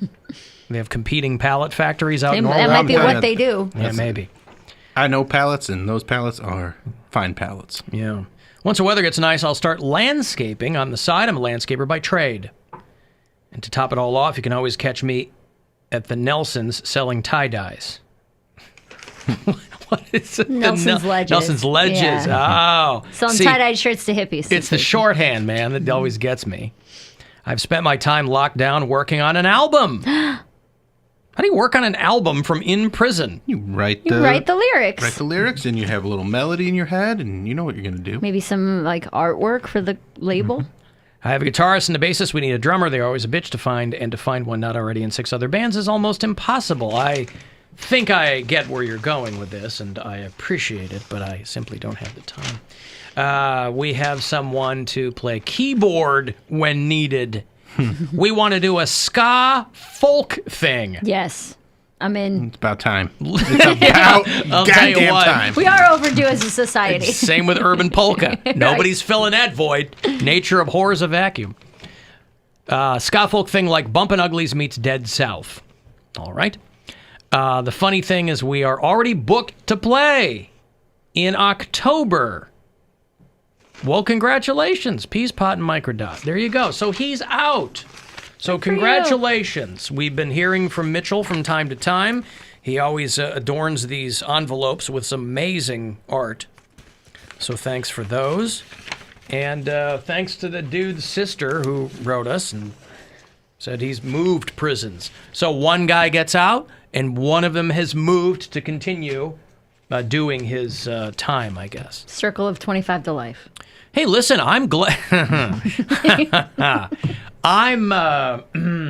Goddamn, you dick. I'm glad to hear that he's gainfully employed and hearing his own voice say it. Yeah. Why do you think I'm playing it? I love it. Come at me now.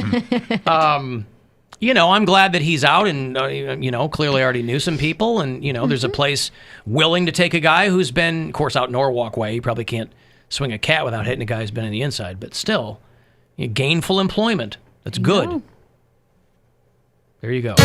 For some guys, it's drugs. For some, it's a knife. One dude shot his dog for banging his wife. Dear Alan, read my message today. I'm in prison. One of those dude's friends is going to hear that, and they're going to go, I thought you didn't like that. I heard you on the radio. Yeah, I don't know. Every time I hear it, Every time I hear it, what's going on here? Speaking of working on an album, I talked with the guys at the record label this morning, and they said it should be pretty close to done this weekend. Oh, good for you. I know. Do you have a title? Do you have a cover? Do you have... I have the picture I'm going to use. I think the title that I'm going to do, it refers to a joke, is Hillbilly Bougie. And so they're going to try to send me the final cut of it. Well, the first cut of it, the full thing, this weekend, because I sent them the track listing that I want, and then they're like, and as long as you don't have anything you want to change from that, we'll be ready to release it around. We're looking for Valentine's Day weekend. Would be the release. Just in time for a Valentine's stocking stuffer. Exactly. Now, how will you spell bougie? I think you should let Poundcake spell it. Sure, Cody. How should I spell bougie? BOUJ. That's what I was going to go with. Was B-O-U-J-E-E. That's why I ask, because traditionally they'll spell it with a G. I've seen people spell it with a J. See, that's the trouble with using slang, is that people don't know it. You already tripped them up. Yeah. So I was just curious how you're going to spell it. Well, that's what we're going with right now. So I don't know yet. Okay. But yeah, that was an exciting phone call they have today that they were like, yeah, it's based on what they were just the first listen of it, that it's going to be easy to do and easy to track out, and that in about a month we'll have it. And then what happens? It goes on all the streaming and it things? Goes everywhere. And We'll do a pre-sale for iTunes and Bandcamp, and then once we actually release it, it'll go out to everything. Pandora, iHeartRadio, wherever they want to put it, it'll be out there, wherever you can get music. And then they'll submit some of it to Sirius, and it goes out to pretty much everything. Tell you what, every 6 months you're going to be a sweet residual check for a nickel. Well, that's the thing, is that if it gets picked up by some of the clean stations, you can make a lot of money off that. Oh, yeah? So purposely, the satellite radio is where you can make money from that, yeah. Purposely over the course of the weekend, they were like, hey, this was a good bit, try it clean next time. Mm-hmm. So that way, if the curse words don't trip you up, sure, the difference is $17 a play. It's let's get it started in here. Right. Hey, we can't play this on the radio because you say retarded. Exactly. It's funny, I saw somebody post a couple days ago, they were like, oh my God, did you guys know that the original version was retarded? Yeah. That's why it was such a big deal. Kids, you kill me. All right, I've got a break. If you want it, congratulations. Thank you. Yeah, excited. If you want to get a text in, 35192, you can watch live at alancoxshow.com, and we'll be back. The Alan Cox Show. On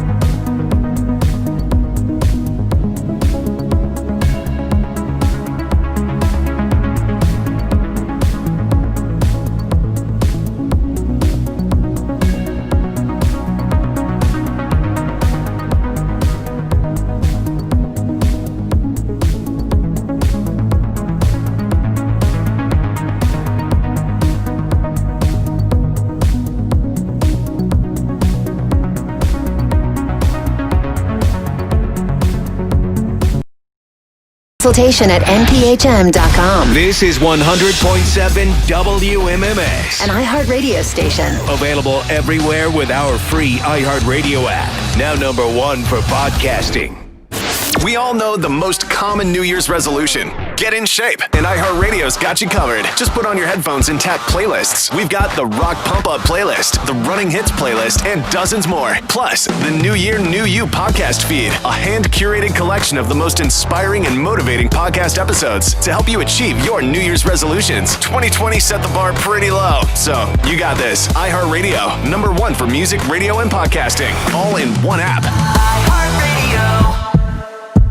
Back to the Alan Cox Show. It's a great pleasure to be back on the air again. Okay, Google, ask Alexa. Man, you can even ask Bill. I just do it all in my head. Oh. Tell whatever smart device you're packing to play the Alan Cox Show on iHeartRadio.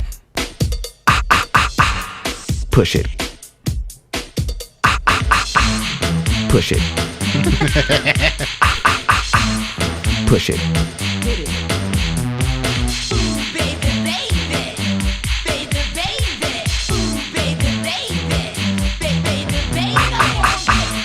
Push it. Push it. You want to shoot me a text? Push it. 35192 to do that. Push it. You can. What's with the breath? Tell us. You were making a noise, and I grabbed it. I don't even remember saying the push it part. Granted, it could be any time, but. It could be any time, yes. I think it was part of the, you guys are talking about poop. I haven't had sex in a long time conversation that came up yesterday. That was where your brain went. Gotcha. Yeah. So it kind of jumped out at me. Where is that girl talking about don't eat icicles because... You're eating poop. Oh, right, yeah. That's, You're eating poop. Right, you're eating poop.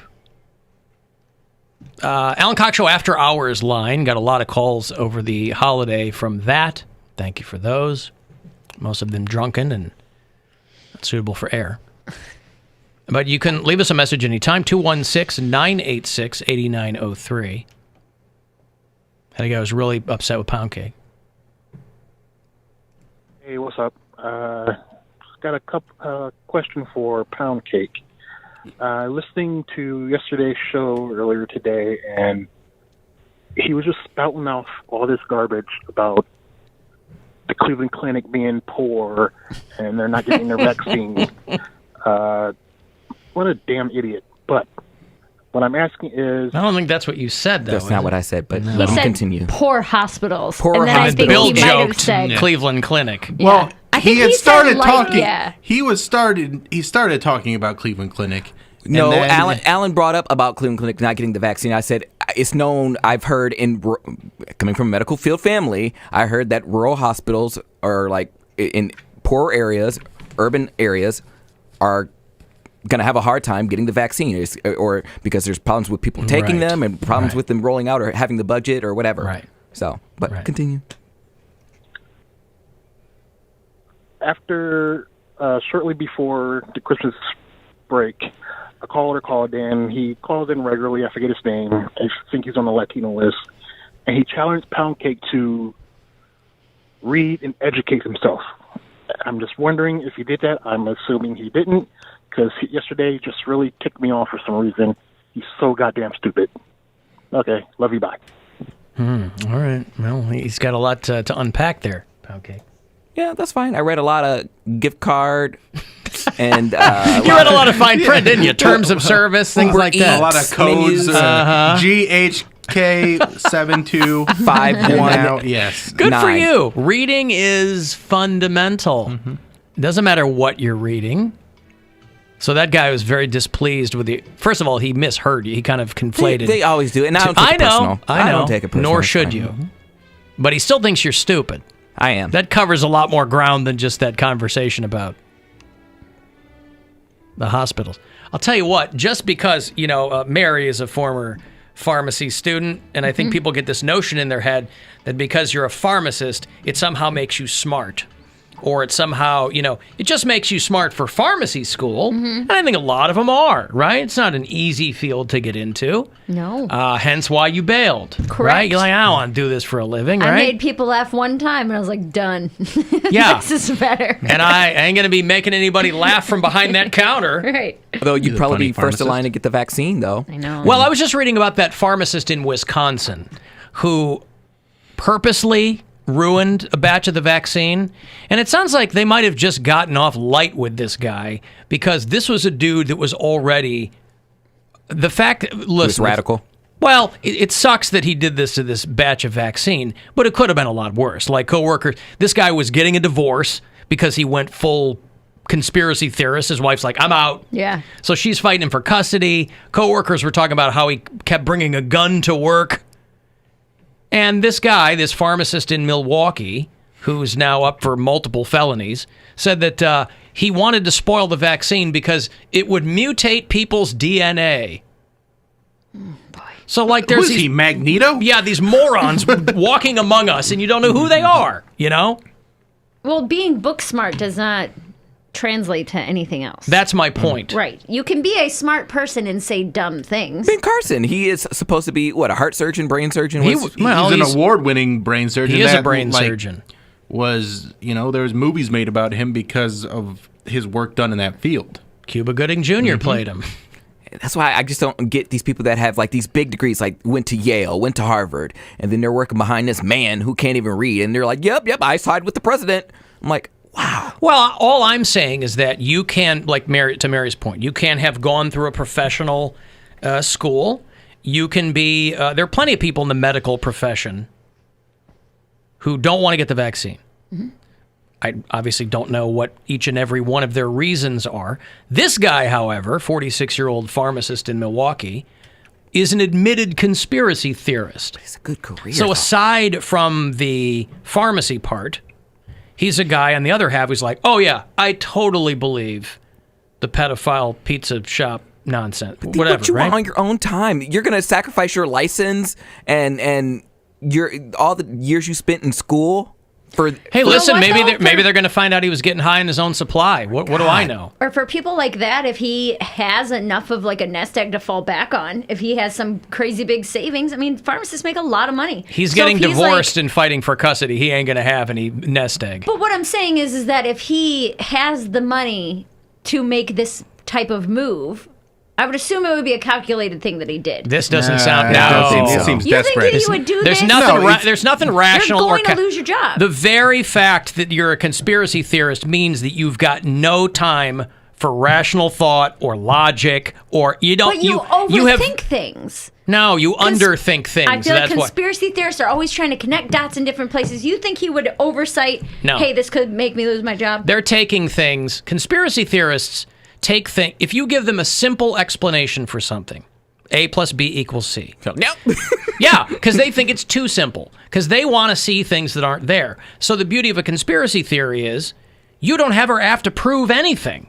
Because if you give somebody proof of something, they go, that's just what they want you to think. Yeah. These are the kind of people we used to make fun of for good reason. And now it's a political party. Yeah.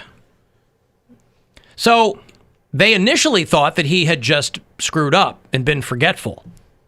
And he basically goes, no, I think I did it on purpose. Because I thought, so now they're trying to get in touch with all the people who got the vaccine because they go, yeah, you mutate us into what, though? What is it going to do to our DNA? Who knows? It's like these 5G dopes. There was this guy, people who was going around Twitter or something, this schematic. The conspiracy theorists, I saw this. They think the Nashville bomber was one of these guys who thought that the 5G, which isn't even, it's a protocol. It's how networks talk to each other. You don't even know that. It's not something you inject into someone. Mm-hmm. So there was this schematic going around, this circuitry drawing online of the 5G chip that's going to be in the vaccine. And this woman goes, that's a schematic for a guitar pedal. Like a lady who runs one of these companies goes, they just relabeled it the COVID-19 chip diagram. Well, because there's people that are they're just having fun with it. Yeah, having fun with it. They're like, oh, let's see what these dopes will believe. Right, you get like So 5 they million views get on a on video. Photoshop and they go, monetize it. boom, this is the vaccine thing. And they're like, oh, there it is. It's out there. They don't want you to see this. And then people feel It's important. all out there. And it's all just out ridiculous. Well, listen, and there have always been people who are like, let's throw this turd in the punch bowl and see how far. But now it can spread everywhere because of social media and all that. But and people believe it at like very high rates, unfortunately. Again, I'm sure I'm in the minority on this. And at the risk of sounding naive, I just don't think there are that many people who actually believe all this. I think it's performative. I think it's more fun for people to say, oh, I absolutely believe that QAnon is, that Trump's going to take over the world. I don't think there's that many people who actually believe all that stuff. Obviously, you're going to have people who were already mentally ill. Those are the people who walk into a pizza shop with a gun. You know what I mean? You just like filled in a blank with QAnon or 5G or whatever, but they already had other things going on. But the people who are like waving flags, you cannot convince me that those people, because QAnon has turned out to be such a huge umbrella for every other disparate conspiracy theory. So stuff people already believed it, flat earthers, and I don't think those people believe in that either. Whatever you believe, they go, oh, now it's part of this grand scheme. The whole time. And it's like, man, most explanations, and I get it, the world's a confusing place, right? That's why people cling to the Bible. That's why people love the Bible so much, because it orders the world. And when you're in a chaotic place, something that seems like such a simple explanation, that's the other end of the conspiracy theory scale, obviously, is something that's oversimplified. You're like, yep, God said I can't do that. Leave my Bible alone. It's not your Bible. It's all of our Bibles, Poundcake. But, you know, it's why Trump did so well with evangelicals. People were like, how could these people of faith follow somebody? Because the truth is that their religion is not that important to them. For most people walking around crowing about religion, it's as simple as they don't practice what they preach. It's just that simple. I don't know it's about just, that. You go to church you go 1 hour a week, and the rest of the week, you're doing who knows what. I think for most people, it's performative.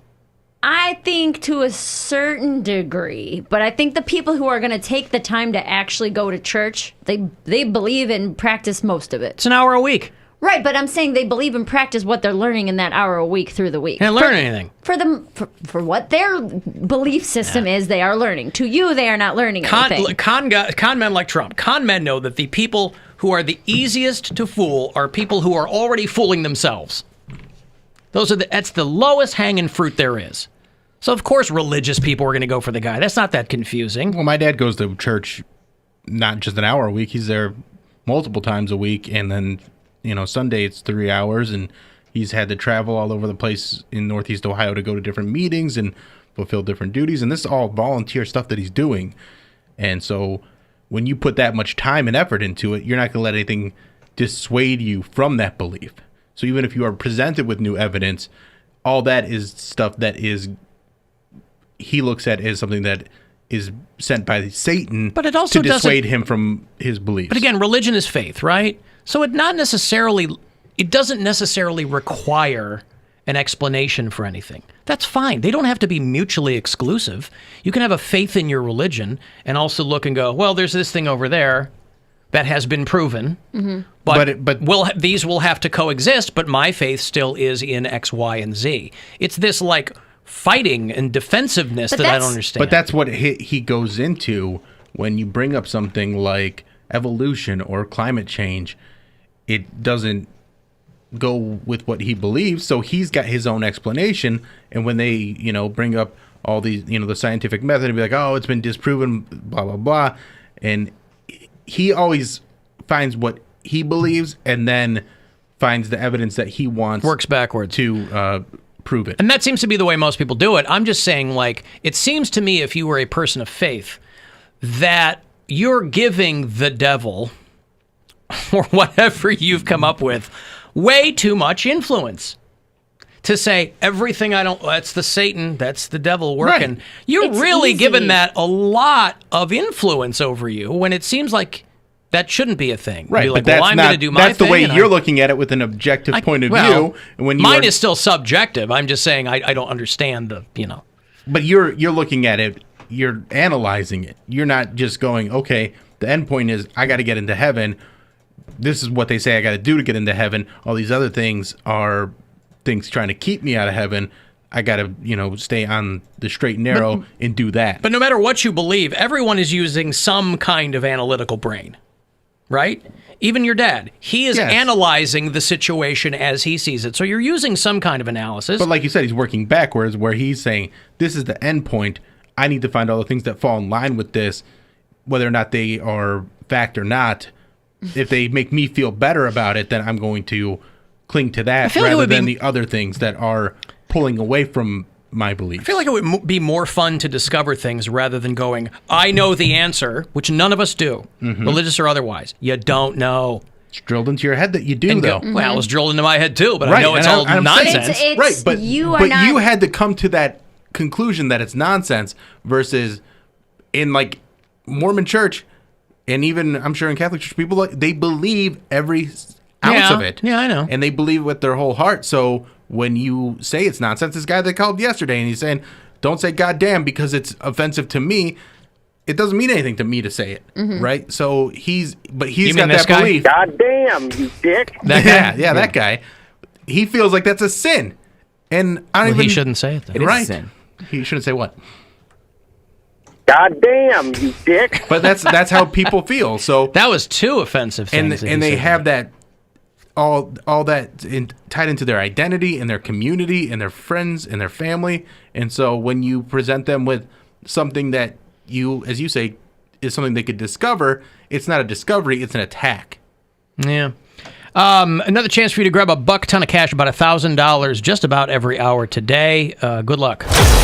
Hey, it's Rover. It's a buck ton of cash. Time for your shot at $1,000 now. Text the nationwide keyword EASY, EASY, to 200-200. You'll get a text confirming entry plus iHeartRadio info. Standard data and message rates apply in this nationwide contest. That's EASY to 200-200. Good luck from 100.7 WMMS. Hey, Joe in Philly, what's going on? Yo, what up, guys? How are the holidays? Not too bad. Quiet. But, like, goddamn, can we stop talking about religion?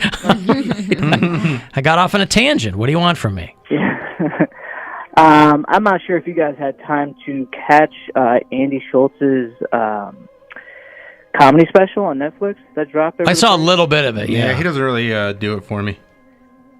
Yeah, I mean, it's packed full of, like, punchlines, whatever, but he does do a 15-minute segment. It's 4 15-minute segments, and one of them is on conspiracy theories. But his thing about it is, like, the lockdown and, like, just, like, all the crazy stuff that's going on right now is just allowed for conspiracy theories, the theorists to just thrive and just have people locked into the internet, have people locked into their phones, and just create these echo chambers where everyone's just like jumping on anything they can glob onto, and it's just growing rapidly. And it was pretty smart and pretty funny the way he did it. I just didn't know if you guys had a chance to see it at all. This is not like a stand-up special, right? This is like him doing kind of what he was doing. He has a thing called Schultz Saves America. Yeah. He's sitting in a chair, and it's written like in punchline form, but yeah.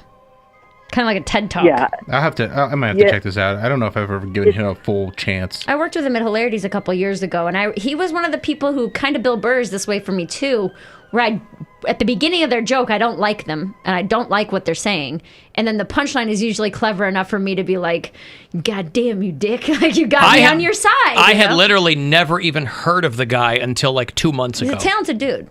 So... They were like, because I'd seen him pop up on Instagram, and they're like, he's going to be on Netflix. I was like, oh, okay. He does a podcast with Charlemagne the God. That's how he got big, Brilliant, right? Brilliant Idiots, I think it's called. I think that's where he got most of his following. Yeah. And like people coming out to shows and stuff. Yep. I sort of like it. When I viewed it, sorry, just real quick, I sort of likened it to the dude that's on HBO. John Oliver. John Oliver. It was sort of like that because it's very fast-paced and just hits on a lot of different topics. But this was a little bit different. I thought it was funny, but it's... I'm sure it is funny. All right, thank you, Joe. Yeah, be safe. All right, you too. There's Joe in Philadelphia. Okay, if you want to text 35192, next chance to grab $1,000 is coming around 5:30, and then we'll do another one at 6:30. Buck ton of cash, $1,000 just about every hour. If you want to watch the show, you can at AlanCoxShow.com, and you can listen anywhere on the iHeartRadio app. Rover's Morning Glory. So, Jeffrey.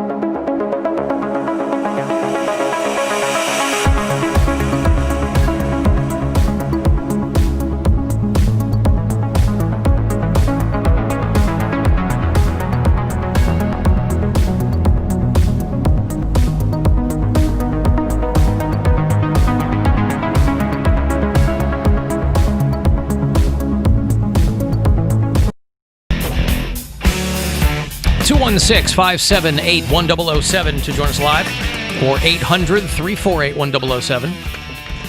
35192. Want to send me a text. AlanCoxShow.com for everything else. Got a few pound takes there for you. We've got the chat back up, too, on the live stream, if you're interested in that. If you listen to the show on iHeartRadio from outside the Buckeye State, tell me where Austin listens, or the far-flung reaches of Ohio. Austin listens in Worthington. Kayla is in Duxbury, Vermont. Bob listens in Green Valley, Arizona.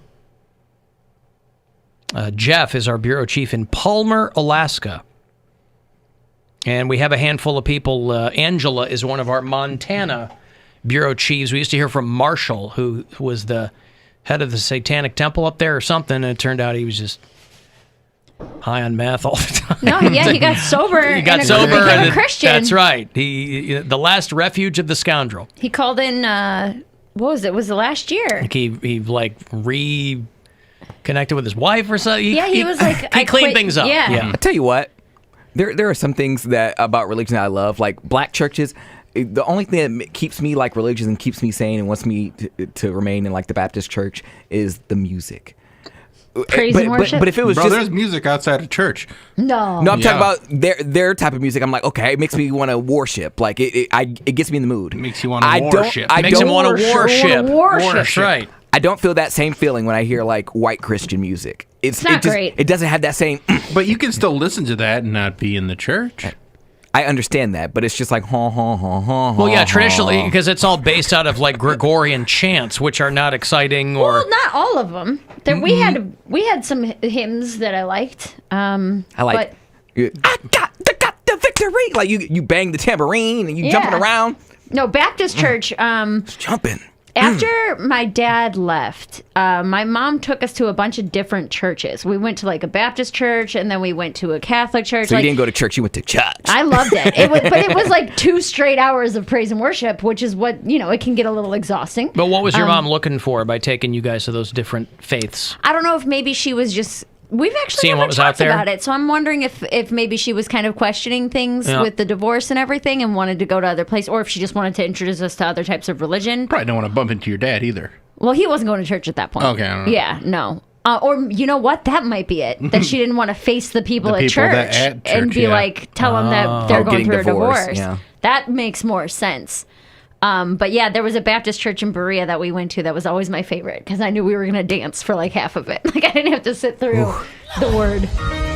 You're lucky if you get off 2 hours. Greens, potatoes, tomatoes, lamb, ram, beans, potatoes, tomatoes, chicken, turkey, rat.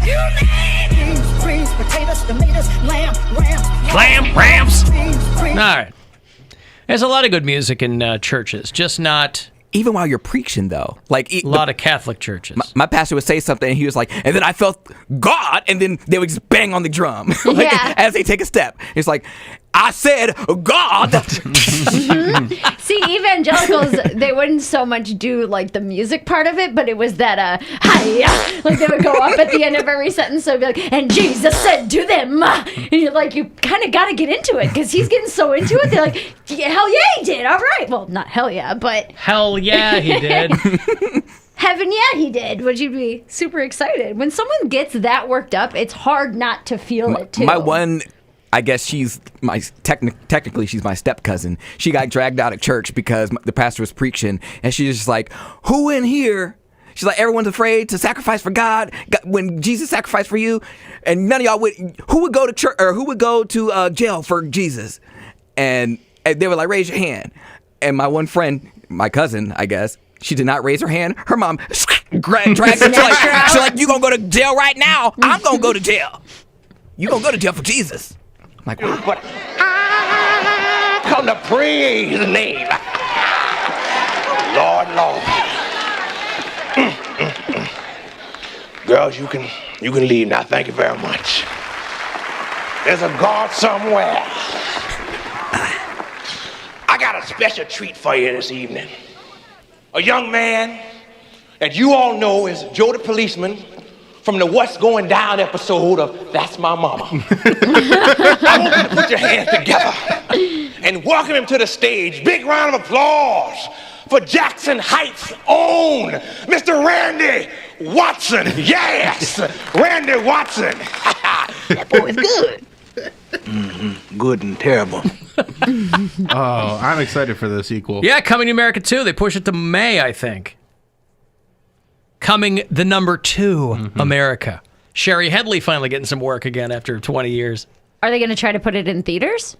Is that why they're pushing it back? I think they just committed it to Netflix. Oh. Yeah. Amazon Prime. Sorry, Amazon Prime. There you go. Mr. Randy Watson. Anyway, I mentioned Montana because they have legalized recreational marijuana. Hey! So congratulations to our bureau chiefs in the, what is Montana, the Granite State? Big Sky State, I thought. Well, it's Big Sky Country. Big Sky Country. They got 2 million people in that state. Yeah, you can go a long way and not see anybody. That's too little for me. That's a lot of space and not a lot of people. I can't do that. Dude, Montana is the treasure state. Okay, well, there you go. What's the Granite State? Anybody know? Is that New Hampshire? The Granite State? Yeah. New Hampshire is the Granite State. There you go. Why did I confuse that? that I with had no idea Montana? that there was a Granite State I before thought that right was now. the Garden State. That's New Jersey. That's New Jersey. They're growing smokestacks. Bozeman, Montana. Dateline Bozeman. Before the clock struck midnight on New Year's Day, marijuana became legal for recreational use in the state of Montana. That's exciting. So there you go. Only 2 things have immediately taken effect. You can grow a certain number of plants in your house, and you can have a certain amount of product on you at all times. I feel like if you make it, we should make a rule. If you make the drugs and you're the one taking the drugs, you can have that. Like if you're not distributing it? Yeah, if you're not distributing it, like if you're making your own drug, whatever drug it is, and it's just for personal use, and you're not doing anything to anybody else, go ahead and do that. Do you have to stay in your house? On your property. Well, in You have to be on your Montana, you're going to be property. spending a lot of time in your house because Yeah. it's probably a winter there 10 months out of the year. But I was wrong. They have 1 million people. That's tiny. I can't do that. You could be dragged in the middle of the street. well, that's why people no. go up there. Like Letterman's got some 30-acre ranch because there's nobody around for in a 50-mile radius. That wouldn't be so bad. If you had you could have a place that big. You got your own airstrip rather. Fly in. You're at your ranch. There's a lot of celebrities that have big spreads in Montana. But those Uber Eats fees are going to be real high for Poundcake. Yeah, there's no gays out there. Oh, I always felt so bad for the I'm people. sure there's gays. If you have a no million gay clubs, people, I mean, I bet there are. In what's a college town there? I don't know. Bozeman? I don't know. Maybe. But Bill, it's pronounced Butte, Montana. I just imagine the gay. Montana State University is in Bozeman. So there's probably a gay club in Bozeman, right? I guess, but it's just Again, that's not necessarily a reason to move there, but I'm just saying. Grindr or something, and it's like, okay, nearest hookup, 19 miles or 20 miles. Bozeman, Montana is a town of 37,000 people. Well, that's a city. That's the whole, Lorraine. Whole area, it's about 50,000 people. The greater Bozeman metropolitan area is about 50,000 people. So yeah, you're going to have some gay people. Not enough. Now, for somebody like they're going to be you, rugged gay people. You might have some nice maybe like DL lumberjacks bros and stuff out there. There you go. Nice little farm boy. Mm-hmm. It's only fully illegal. Weed's only fully illegal in 5 states. I didn't know that. Yeah, but recreational? the rest of them are medicinal. And No, fully illegal. It's decriminalized. Pretty fully much, illegal. Fully illegal. Oh, I see. Yes. and yes. those are the South, right? I'm guessing. Yeah, South Carolina, Georgia, South Carolina, Alabama, Tennessee. And then it's just a map of the United States, so my geography is being tested here. Idaho. Which one's the square one next to Idaho? Colorado, not Colorado. Up. Utah. Wait. No, Utah, up. You're that one, the yellow one. Wyoming. Yeah. Uh-huh. And then the third one down, next to Wyoming. You want to talk about a state with no people in it? Wyoming. Yeah, 900,000. Utah? No. It's got Next to Utah, next to the green square. Next to that one, to the right. this? That. Kansas? Kansas. Get on my nerves. Dude, if you were to look at this map, you'd be able to tell me what state that was in the middle of the country. He didn't even know that's the United States you're showing him right now. I had my states and capitals song. That is true. He does know those. I got 4 out of 6 just by looking at the shape of them, and the 2 I didn't know were Wyoming and Kansas. So, Wyoming. That should be the capital of Wyoming. Wyoming. Wyoming. But that's it. Everywhere else, it's either decriminalized, medical, or legal. And to get a medical, it's like, I have PTSD. Why? My mom slapped me because I don't have enough weed. Not even that. Most states, like, my toe hurts. Okay, here's your card. Yeah. Like, they're not looking to deprive people I don't anymore. think It's not even people care. controversial. They We're don't. just, like, finding That's the why I'm kids surprised. don't. That's why I'm surprised even southern states have resisted it that long, because the whole thing got the ball rolling from old people. Mhm. When grandma started smoking for glaucoma, and every state's got old people. But in in it. California, it is weird. Like, you go past a skate park or you're just on the beach, and these kids, like, want to be cool, and they're leaning up against the store, and they're not smoking cigarettes, they're smoking pot. Same with Colorado. It's or, weird. yeah. It's weird to look at these Good for young them. kids. I mean, you know, whatever.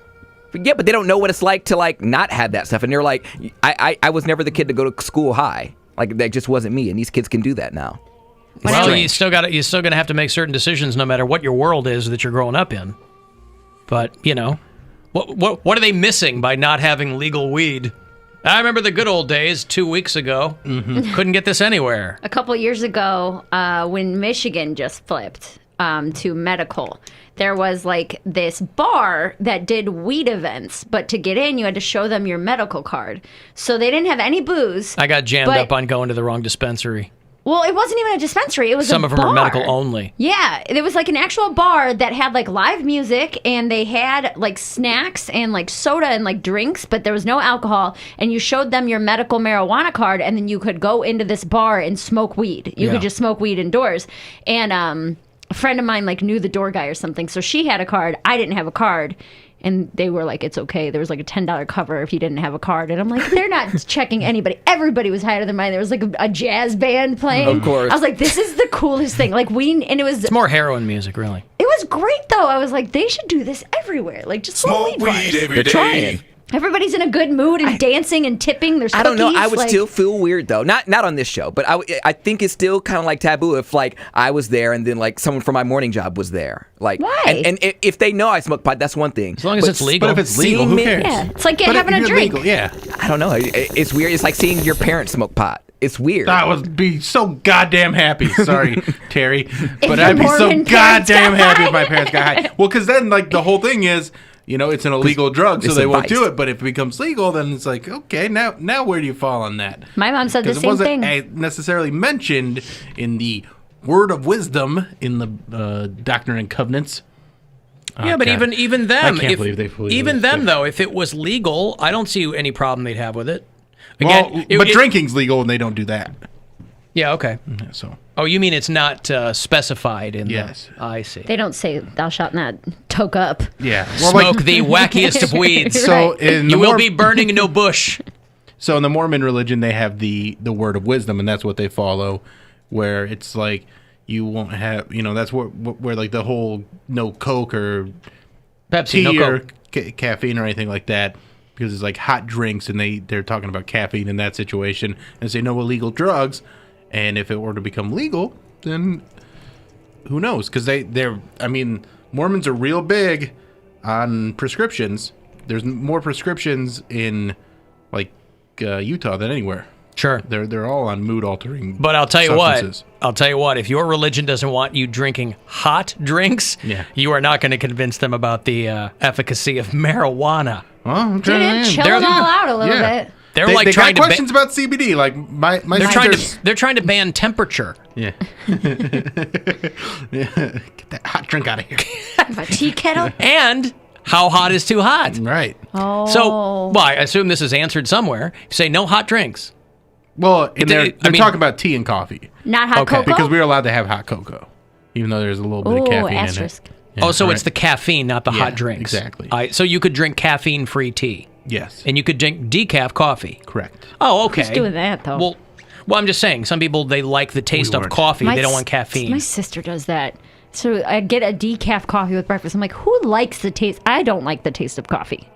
That's when like people are like, oh, I just really like I Ugh. love good coffee, and I like the way it. And I'm like, you've trained yourself to enjoy It might be parts of acquired, it. yeah. Yes, you've acquired this taste, but it is not a pleasant. Well, but if you've taste. acquired it, then you like it for the I think my wife likes the she has coffee every morning. I just didn't grow up in a coffee house, and I've never enjoyed coffee. I'm to a point where like I can drink black coffee, but I know it doesn't taste good. No, it tastes like I like the way it makes me feel. Mm-hmm. And so I'll be like, I'll deal with it. Beer, same way. Like, beer doesn't taste great, but then you get the taste of beer, get used to it, you go, okay, I like this because I'm used to it now. Get that bean water, baby. Mm-hmm. Hey, Kaylee. As a connoisseur of black coffee and beer, I am offended. Oh, good for you. What makes one a connoisseur of either of those things? I drink them every day. So you drink. Never mind. I'm not going to throw any specific beer under the bus because Oh, I'm sorry. Do you not like my beer choice? So, but you consider yourself to have a refined palate for coffee? If you consider refined shop coffee from 2 days ago, you called yourself a connoisseur. I'm just trying to figure out where the line is. This is proving my point that you like the way it makes you feel. It's not necessarily the flavor of it. no, I don't know if any of you have been smokers or were previous smokers, but I can tell you that when you work outside or manual labor, there's nothing better than a cigarette and black coffee in the morning. Wow. I'll tell you what's way better. Getting a job that's not manual labor. It was exactly why I stopped doing manual labor. I was doing it for a while, working for my dad, and I was like, you know what's going to be better than this? And there were guys that were like, coffee, cigarettes, and I was like, no, never having to see you again. Saving all that money on cigarettes and coffee. Yes. Yeah. So, Well, that's a great gateway into what I was calling about because Mr. Not Manual Labor over there, I was calling to try and find some gateway into me leaving, but manual labor goes right into my internship. And yeah, Kaylee's going down to Georgia. Yeah. I leave tomorrow, and I'm walking my dog right now, and my brain's going 5,000 miles a minute, and I was like, I'm going to call in and say hi. Well, thanks. Last minute. So again, you're going to be on the landscaping, groundskeeping crew at Augusta National? Yes, in layman's terms. Right. Well, I'm a layman. Language terms. In language terms. Hey. That's very exciting. Yes. I so assume. I was calling. Oh, no, it's extremely exciting. It's very, I don't know if nerve-wracking is the right phrase, but... How do you work your way up in the landscaping world? Do you become like a head groundskeeper, like a Bill Murray Caddyshack type situation, or is a golf... How many gophers have you caught? Is a golf course like the brass ring? There's a pretty good deal of networking in the turf industry, and usually unless you deal with golf or you have a penis, nobody looks at you twice. Gotcha. Networking in the turf industry. Boy, there's a phrase you don't hear every day. All right. Yeah. You're going to make a lot of grass puns to get in good with them? Goddamn, I'm trying to think of a good one. Oh, no, I said goddamn. Am I in trouble? No, you old sod. You'll be just fine. But I just wanted to call in and say happy kind of New Year. Yeah, you too. Happy New I was Year. wondering, Happy New Year, Mary. I heard about your dad, and my mom was just in the same boat as your dad, and I was terrified. Did she give it to him? They were sharing What are a they doing on rowboat. a boat? Come on. No, I appreciate that, Kaylee. Honestly, it's really scary to see your parents scared, and my Yes. mom had cancer, so this is like round 2 of life or death. So I know what it's like to try and stay strong for loved one because they're already terrified, but just know that I know you're secretly crying as soon as you're done talking about it because it's terrifying. Yeah. Well, I appreciate that, Kaylee. I hope your mom gets better. But your dad's going to get better, and so is my mom. And then we're all going to share a boat. Yeah! Let's get back on that Alan Cox Show Corona cruise. Yes! Maybe 2021. Who knows? I'm an hour from Hilton Head. There you go. There you go, yeah. Well, don't be a stranger, Kaylee. I'm not. And am I going to be considered a bureau chief when I'm in a Yes. another state? Yep. Each state? Yes. We'll get All right, you. well, then I guess I'm going to have to call back. Are you voting in the election? She didn't even have a resident. right now, here. You pushed up your address so you can go vote. I'm going to throw it in the ditch when I get there. Right. All right. Well, good luck, Kaylee. Thank you very much. I just wanted to say hi to you guys and wish you all well, and I will talk to you in Georgia. You too. Good luck down there. All right. Bye, guys. All right. Bye. There's Whatever it takes. Kaylee. Whatever it takes. Cavs are gonna do. I said Cleveland's gonna do. I said we all got to do. I said whatever it takes. Kaylee, who is going down for the internship with the grounds crew at Augusta National. Fantastic. Leaving tomorrow. Mazel tov. Bon voyage. Hey, Ricardo. Happy New Year's, Mr. Allen. Happy Nuevo Año. What's going on? Not much.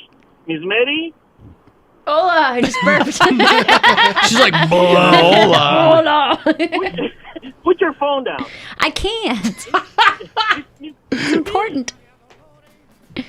Ricardo is fixated on you with your phone. I know. Yeah. What's up, Ricardo? Not much, sir. I want to wish everybody the greatest that this world can give us, right? Yeah. Fingers crossed. It's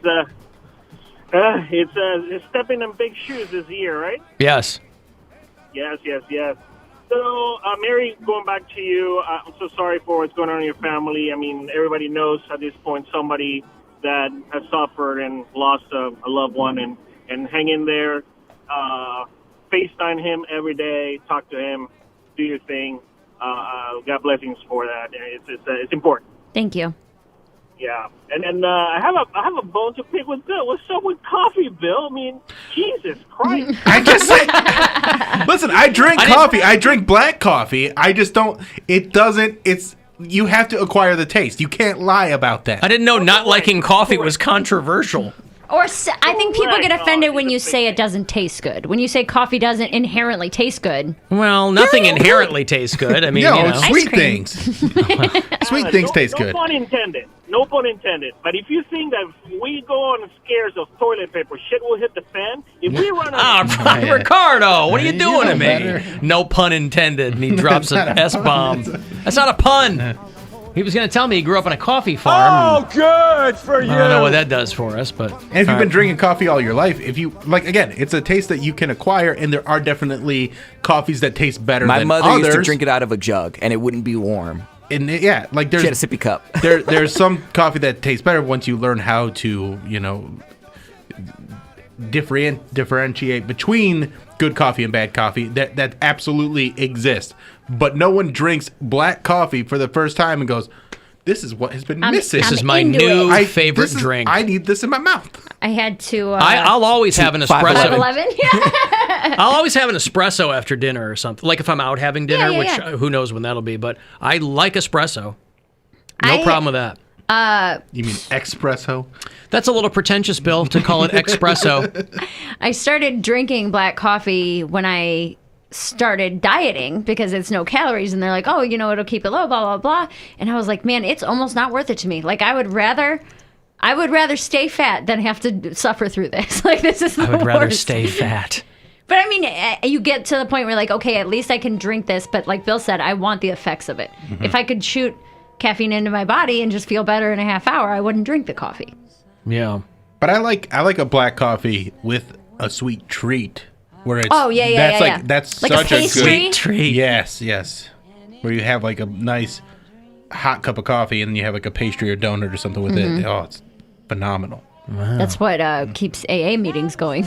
There's the whole table of sweets. That's what it is. No, it's the coffee and the treats. Yeah, it's the coffee and the cookies donuts. It has galore. nothing to do with them trying to stay on a certain path. Well, for some people, if there were no coffee. That's why they say 1 cup at a time. See? Mm-hmm.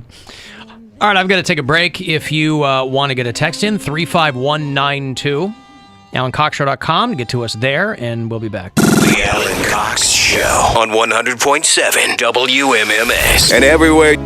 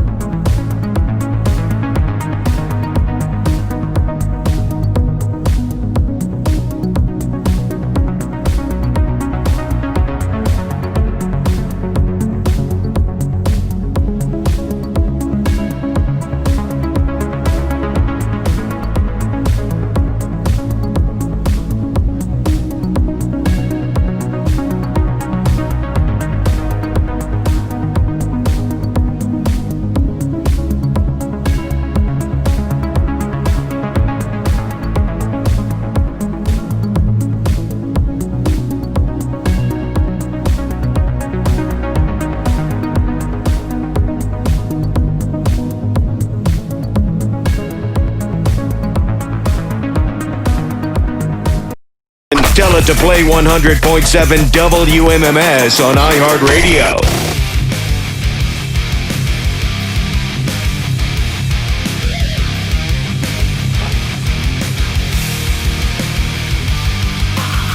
Another $1,000 for in a few minutes. It's a buck ton of cash. You got a crack at that about 7 minutes away at 5:30. Next chance to grab one of these keywords.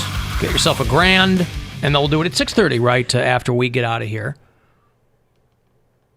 35192, you want to send me a text. Alan, let Mary know. Mary announced earlier that her album is almost done. And it's going to be called Hillbilly Bougie. Mm-hmm.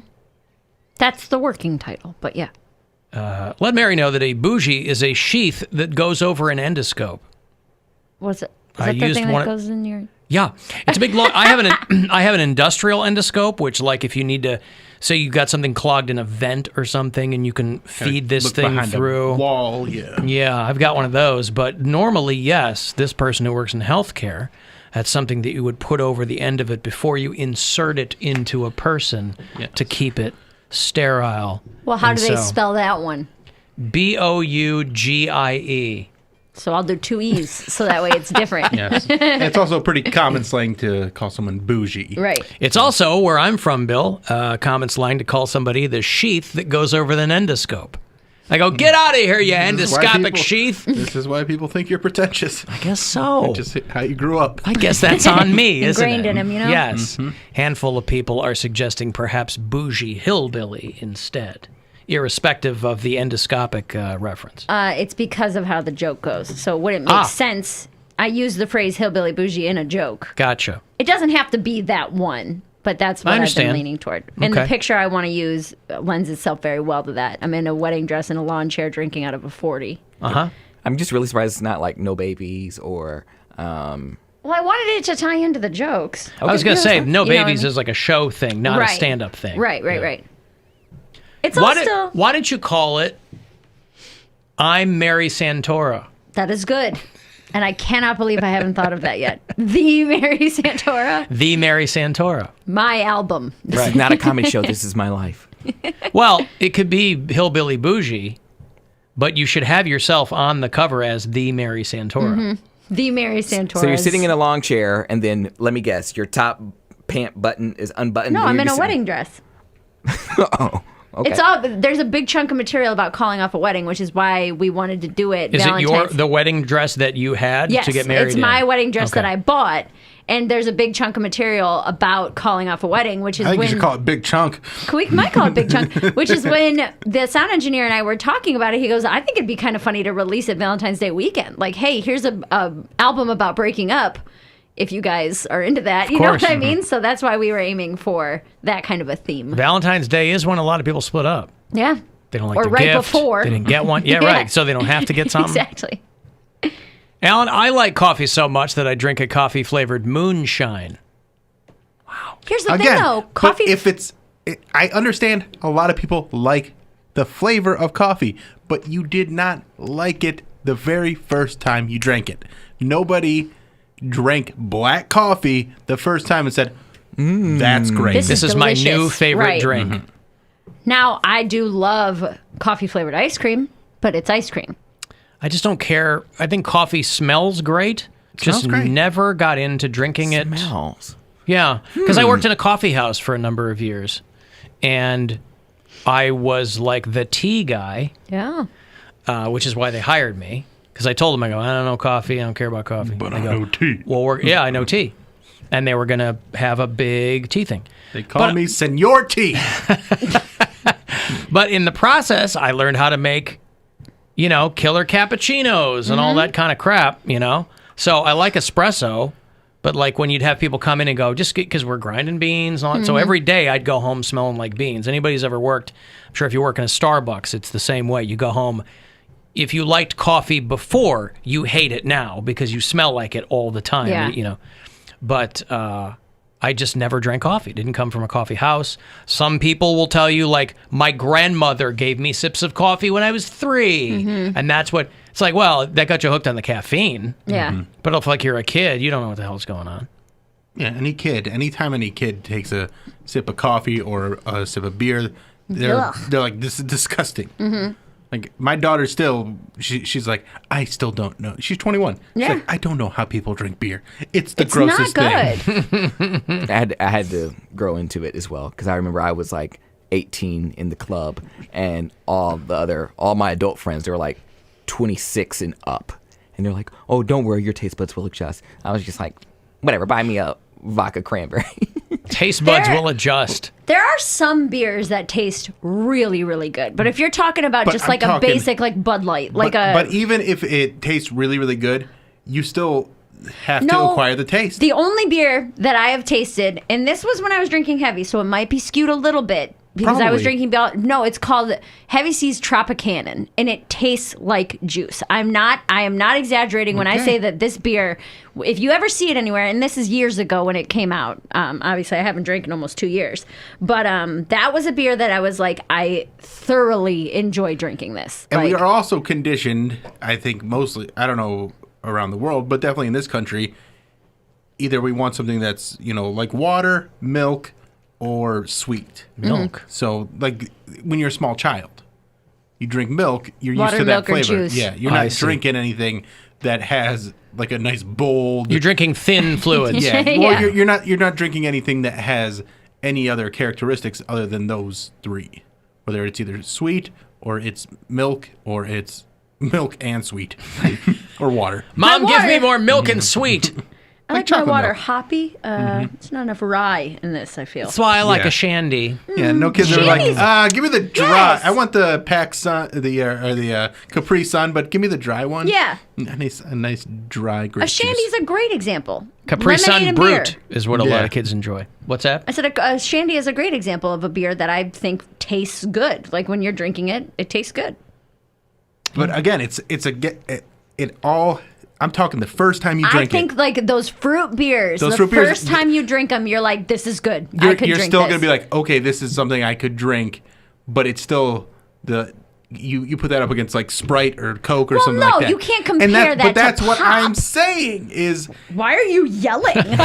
Jesus. I'm trying to make a point. I'm not yelling.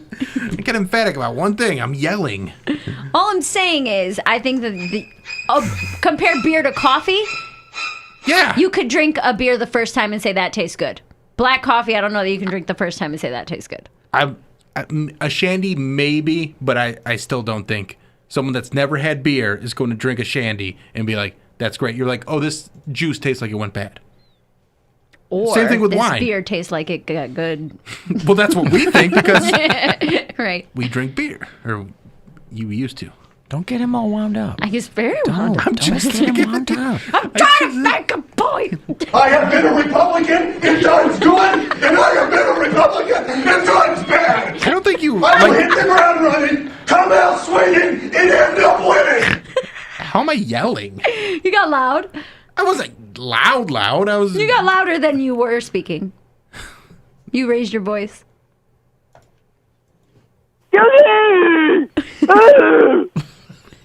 If we had to point out every time anybody else on the show gets loud. What?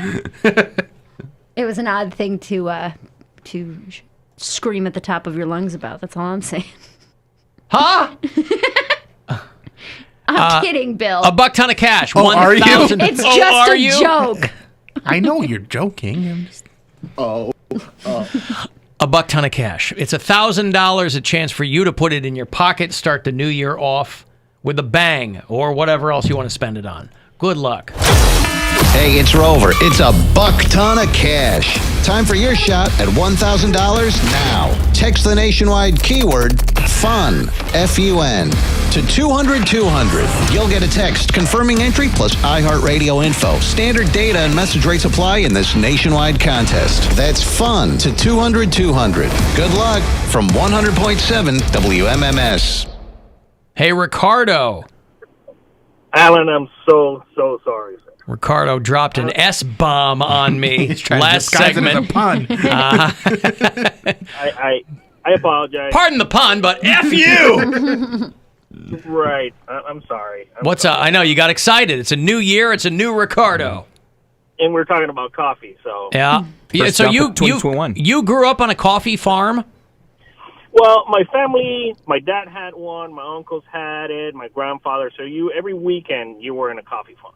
Okay. So to Bill's point, Bill, you're absolutely right.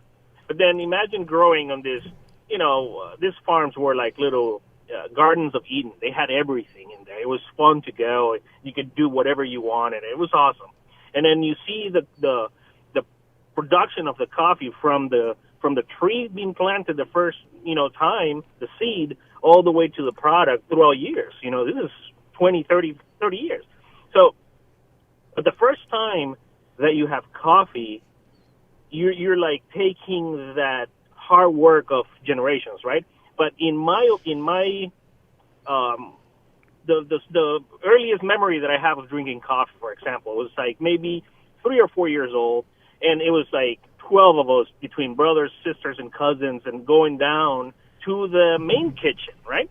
And they'll give you a cup, they pour you a little bit of coffee, and then you will walk to where they were milking the cows, and right straight up from the tap, and they will square it in there, and then that's your first taste of coffee. Wow. And it wasn't black. You're right, but then if you combine all that, and you've had really good coffee and understand the process and the different brewing methods, and the same goes with tea.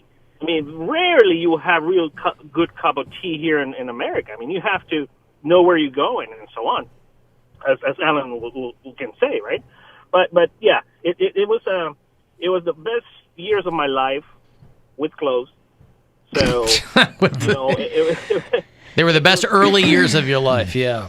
Correct. Well, yeah, you'll get people who are you'll get wine sommeliers. You'll get people who are just that into coffee or tea or whatever. But the point is, not so long ago, I had to look at what the word in Spanish for somebody that is a coffee taster is called catador. Juan Valdez used to inspect each individual bean, each one, before he put it into his bag. right. Remember those commercials? And unfortunately, there's not a special word. It's just a coffee taster, and that's a profession. My uncle was a coffee taster for a large coffee exporter in Honduras. So, but needless to say, you're not wrong by saying what you're saying. Sure, it was you're coffee. Right. It's an acquired taste. I encourage the people to try to measure the grains and the amount of water and experiment. If you find yourself with time, and you will find the right cup of coffee, and then you will be glad to share with your friends. Wow. All right. Well, you redeemed yourself, Ricardo. Thank you very much. Happy New Year, guys. Love you. All right. And Love you we'll too. talk later. All right, pal. Here's Ricardo, who is down in Miami, one of our bureau chiefs down there. Did you see over the break that Casey Anthony is launching a private investigation business? No. I thought for sure it was from The Onion, but down in Florida, remember Casey Anthony? She was the one who was on trial in Orlando for killing her kid. Allegedly, she was acquitted. She was acquitted, that's true. She maintains her innocence the whole time. It was very divisive. This was years ago because her daughter died in June of 2008, and I think that the trial was the next year. So, we hadn't been in Cleveland that long, but we were in Orlando for a wedding when this was all going on. It was wall-to-wall Casey Anthony coverage. And she has filed paperwork for a company called Case Research and Consulting Services, filed under her name. Not that I wish. Curious what she looks like now, 10 years later. Do you think she's still... Because she was hot. That was the trouble with Casey Anthony, is she was foxy. So was Jodi Arias. Not as. She was a little too bony for my taste. And she, slashed a guy in the shower, allegedly, and blah, blah. Not that I wish harm upon anybody. But? It's not even a but. Here you go. It's not a but. I'm just saying, where did they find, the gall to do this? What? And then they're like, I'm untouchable. No one's going to come at me. What do you mean the gall? She's just filing paperwork for a business. You said it yourself. She was acquitted. She's an innocent woman legally. But you are acquitted in court, in the legal system, but not the court of public opinion, and no one wants to Didn't stop work OJ. with your business. You couldn't get rid of OJ. No one wants to work with OJ now. Plenty of people want to hang. I see him golfing with dudes all the time. And maybe it's for a very special kind of investigator that you don't really want them to find anything. Right. You want them to be at the crime scene looking for clues, but maybe you're not that good at collecting the clues, or you're messing the clues up, or you're making them inadmissible. Inspector Casey, this looks like bodily fluid over here. She just like kicks dirt on it. Like, I don't see it. That is melted pudding. Mrs. Jones, I know you want to find your daughter, but I'll tell you this. If somebody like me had been able to help somebody like me cover up my daughter's alleged death, and also, I would have been happy to have availed myself of that person's services, wink wink. She just comes in there spitting tobacco and jumping rope. And Say, OJ was a celebrity, so I could not that I understand why he didn't disappear, but it was. Hey, she's a celebrity. Hard not to. You're on trial for killing your kid. You're a celebrity but she's too. Not a celebrity. She was a private citizen. Wouldn't you lay low? Like I got it. She did. But this is 15 years ago? It was 10 years ago. 10 years ago was the trial. You never had that stink. The trial was 2011, yeah. So it was a few years between. But at the time, she moved in with one of the guys that was her defense attorney. There was something hinky there for a while because she couldn't go anywhere. Oh, yeah. Like her parents didn't want to see her, obviously, and, so she moved in with a guy. So it's probably just a matter of, for 10 years, she's seen what this guy does. I guess I'll hang out my own shingle. Why don't she have an OnlyFans? She would make a lot of money. Would she, though?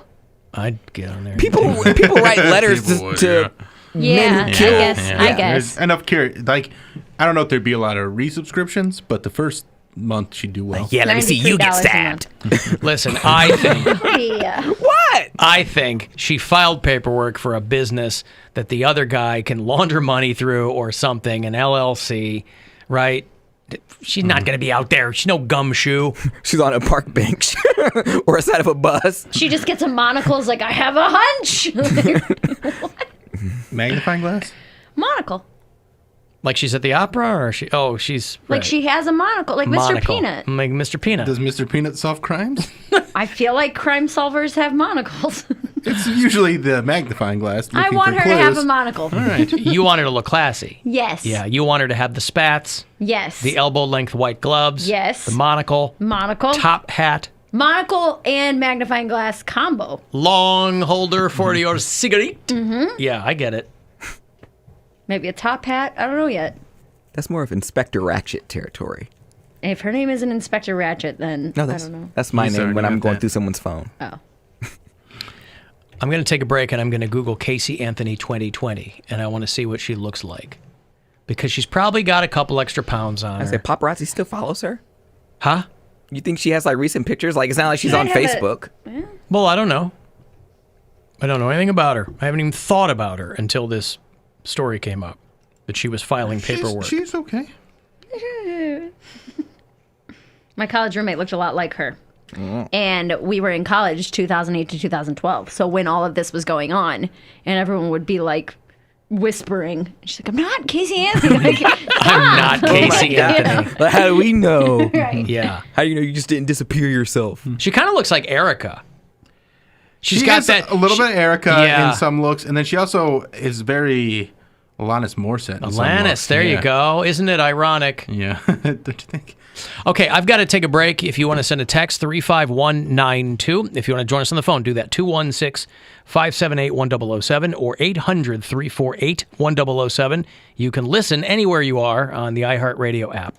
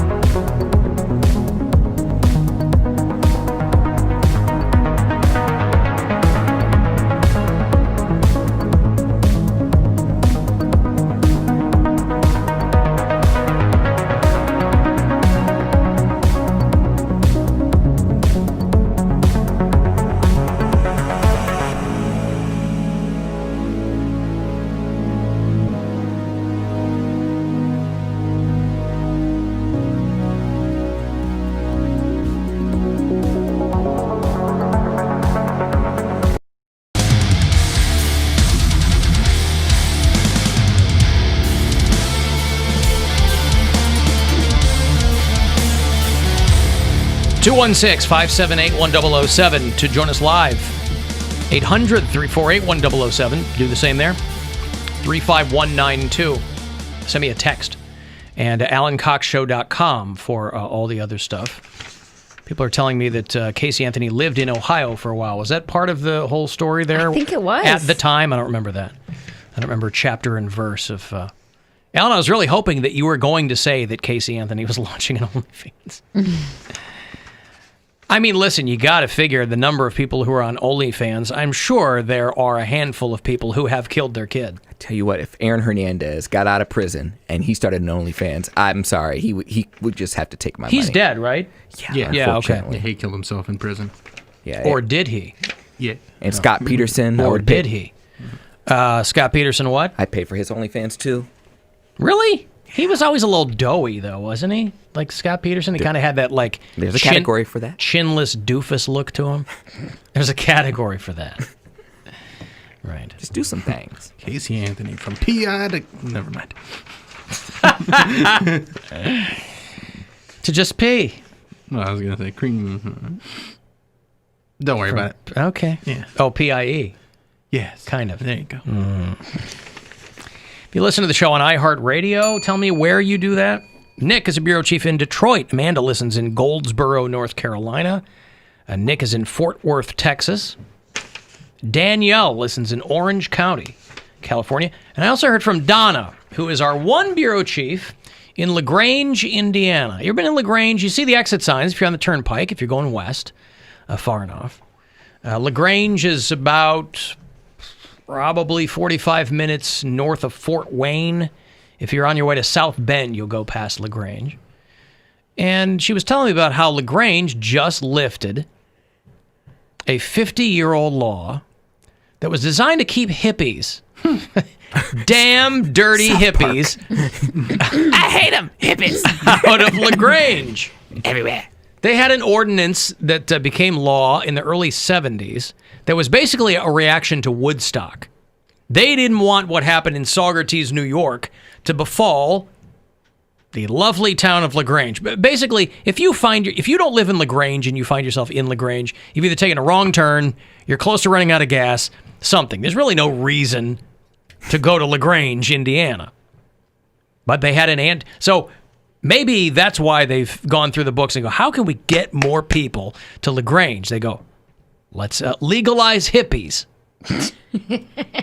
So 50 years ago, LaGrange puts it on the books that you couldn't have any event of more than 500 people that lasted over 12 hours. So it was a very literal reaction, literal reaction to Woodstock. And they just kind of colloquially called it their anti-hippie ordinance. And they go through their books every year. This is what I love. They go through their books every year to sweep out any kind of like archaic laws. And it still took them 50 years to get rid of that one. So up until last year, LaGrange, Indiana was like, I still am not ready for hippies. Let's keep the hippies out of LaGrange, Indiana. So thank you, Donna. Let's throw a wild festival out there. Yeah, and then the year that they thought, if they want to throw a festival, 2020 is the year to do it. Right. Sure. Turn that hippie crap off! Right. I was surrounded by hippies at Oberlin. That's oh, all yeah. there were. Yeah, sure. It's a pretty crunchy school, right? We took a field trip to like the college and we like ate in their cafeteria and I just saw girls walking around like armpit hair and no like hairy legs. I like that though. I dreads mean, that's, and salad in their hair. Yeah, that's kind of that's when you're trying to figure out who you are. And that's why you go to a school like that. You're like, I don't want to be ostracized for having some, I want to be so independent that I look like everyone else. Mm-hmm. I do like the armpit hair thing because I am lazy. So it's like... You want it to be normalized so you don't have to feel bad about it? I think it's way more normalized now than it ever was. It's not really that weird anymore. But like if in the summer and I don't like shaving my armpits because it's so itchy when it grows back. So I'll let it go for like a month or two. I think we talked about this during quarantine when I was like, I haven't shaved my pits in 3 months. And if I forget about it or something for a few weeks and I have a little stubble, people will be like, "Oh, she's taking a stance." I'm like, I just don't feel like it. It's really, Well, no, Stubble's one thing. Stubble I don't wanna doesn't. see not hair. stubble, but like I'm. You mean like visible hair? Yeah. Like I dated girls who had like hair. I don't have like under a their arms. bush under my armpit. You're okay but with like that, Alan? enough. Oh, absolutely. I dated a girl who shaved her head, and she shaved her head, didn't shave under her arms. Yeah, I didn't mind that. It was fine. I thought it was cool. I liked it. But you forget, even if you're a gal and you don't shave your pits, You're stinky. you're going to smell like a dude in the summertime. Yeah. Right. It's not like, I know that you're dogs and snails and puppy dog tails, what you gals are made of. But if you grow the hair out from under your arms, and I don't know why this escapes people, you're going to smell like a rugby player. Yeah. Mid-August. I already use clinical strength deodorant. I don't need all that. And Mine one will more be piece like- of the Mary Santora puzzle falls into It's place. because I don't like being sweaty. I don't like feeling like wet under my arms. And Yeah, but so- deodorant and antiperspirant are two different things. You're talking about you need clinical strength antiperspirant? I don't know. I don't think so. It's Deodorant is to make it smell nice. Antiperspirant is like for people who are like, I get it's way like too sweaty. Water resist, like it stops you from. It says deodorant, but it's like It might be both. It might be both. It's like Whatever it is. shampoo, conditioner in one. When I started doing stand up is when I started doing that because I didn't like how sweaty I would get on stage. Yeah, you're nervous, you're under the lights. Yeah. Yeah. And then it just became one of those things that I never let go of because I'm afraid to stink. Well, I mean, but you can be sweaty and not stink. Like I'll have times where there's definitely sweat there, but it's not like stinky. Like it takes me a little while to get real ripe under the arms. Yeah. Yeah. And if I do stink, I only smell under one armpit. Only one of my armpits stinks. One at a time or always the same one? Always same one. Which one? They Right take one. turns. You're right. Your dominant armpit is the one that stinks. I don't know. It must be my dominant. It's trying to assert its dominance over the other armpit. But yeah, so I always put, because it's hot in here under the lights. Not for you, but for normal humans. 68.7. Where's your wool socks? My boots are muddy. I had on my wool socks today. You know you wear your socks on the inside of your boots, yes, right? but they're all like at mid calf. They come up to the middle of my calf, so it looks goofy. You look like a St. Pauli girl. It looks weird with the tennis You're wearing shoes. a blanket right now with my Because I naked don't have my body wool on socks it. on. Right, so I'm saying like the weird. You're gonna look weird one way or another. I guess that's true. So just throw on the socks. Just keep a pair here. Yeah, That you honestly, can put on this over is your where other I socks. need them. Yeah. We went sledding last week or 2 weeks ago, and it was after that big snowfall. So we were like, oh, this is gonna be. We went to Devil's Hill in Berea. If anybody, I know I'm not supposed to talk about Berea, but if anybody has been there, it's great. It's a great sledding hill. But we must have just been like one day late because it was pretty much straight mud. And I hit this dip and I was just completely covered. Like my legs, my feet, everything was covered in mud. And I cannot get this mud to come out of my boots. Like it looks clean. And then like when I wash it and then when I let it sit and dry, it's like more mud came out of nowhere the next day. Why does Berea have a sledding hill named after the devil? Why wouldn't they? What are your Seems boots counterintuitive. I don't know. Berea's not a super religious place. Got nothing to do with religion. I think it's interesting there's a sledding hill named after the devil. I don't know if that's what the Metro Parks calls it, but that's the nickname of it. Yeah, the local nickname is what? Devil's Hill. So why is it called that? 'Cause it's called steep. God's Slope. Yeah, right? No, it doesn't have to ascend. It doesn't have to be one or the other. It could have been like Andrews Park Sledding Hill. Or It something. probably has a name like that. Right, It's on but somebody Barrett started Road. calling it. Enough people started calling it Devil's Hill, to where that became like you knew what they were talking about. My dad talked That's about interesting it to me. from Let's go when- over to sledding at Devil's Hill. when they had like metal That's to build it sleds up. because it's a steep hill and when you would go down it you would shoot through like the back of the trees and it's in the Metro Park, so it was Mhm. like a scary like can you make it back in the day. That's my dad told me. To make it more intimidating and more Probably. exciting to So kids. that's where it came from. Yeah. Devil's Run. Or Yeah. whatever. Okay, I see. Well, that makes sense. Yeah, I it's just not wanna like know. I named it that, No, I know. but yeah, that's what it was called. But enough people knew if you said to somebody, if you talked to a fellow Berean, They would know what I was talking Yeah, about. right, Yeah, for sure. Do you have absorbent boots? I don't know what is going on because today is What kind of boots are they? They're regular snow boots that I wear. Gore-Tex. Sure. I don't know. The bottom part is rubber, and then the top part is like supposed to be like a water-resistant cloth type of material. And the rubber part has pretty much come clean. But I'm telling you, this is like the second time I've washed with a washcloth, and more mud comes off, and then I let them sit overnight, and there's still mud on them. Magic eraser, baby. I have magic erasers, but I thought it might bleach out because they're black boots. I thought it might bleach them. I don't know about that. I don't know either. And I didn't want to put them in the washing machine because it's a shared washing machine. So I don't want to have mud all up in the you're washing sharing a machine. washing machine. Yeah. Huh. Alan, I'm a mail carrier, and I listen to the show every day. And one of the houses on my route gave me a Christmas gift. And included with that gift was an Alan Cox Show sticker. Hey, They must hear me playing the show every day, hate the show. somebody commented on this or sent us an email or something, right? Not only that, I always see people with their earbuds in when they're out delivering mail. This guy must blare it or something. I'm not one of those people that like tips the mailman. I guess I should. Yeah. But I see throughout the course of the year 2 or 3 different people. So I'm like, who would this go to? Whoever you get that day. that Whatever day, day you you're just gotta tipping. get lucky. Depends on your neighborhood, I guess. too. That doesn't seem right. Like, what if this is a person filling in and it just happens to be... Because you Their know how it lucky is. day. Like, low man in the totem pole is the one who's got to work holidays. So that guy deserves the tip the most. I've had some hood mail delivery people. I'm not worried about that. I don't live in the hood. I'm just saying, I'm they're just talking about uniforms. It could just be a random person walking up to your mailbox. You don't know if they're the mail carrier or Oh not. God, that's how it was in Chicago. We would have. I was like, you guys. Someone in street clothes? Oh Yes! yeah, our mail With the backwards person. hat? Our mail girl was, I forget what her name was, Danita or something like that. She was great, but she was like this big sloppy chick, and she Danita just Stamp? She had,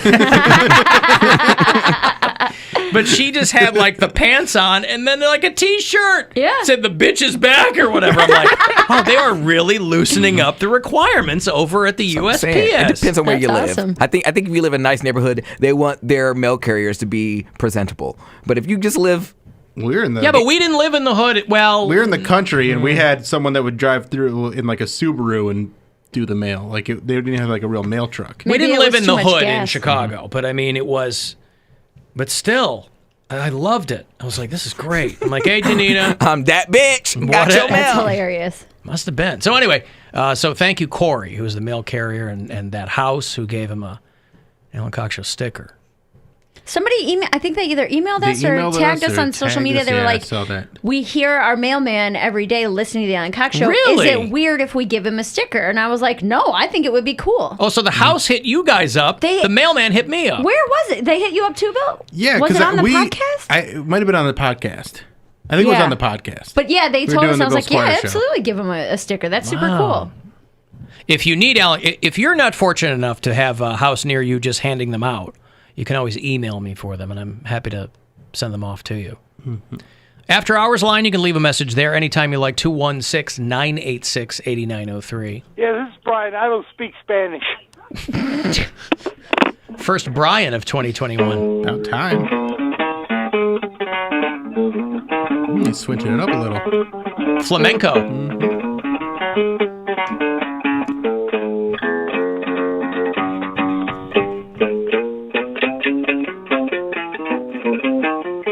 God damn, you dick.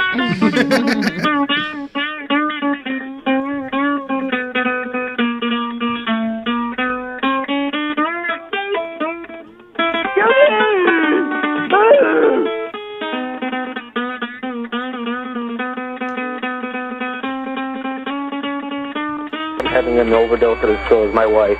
Overdose of what? Marijuana. I don't know if it had something in it. Can you please send rescue? Did you guys have fever or anything? No, I think we're dying. Okay, how much did you guys have? I don't know. We made brownies, and I think we're dead. Time is going by really, really, really, really slow.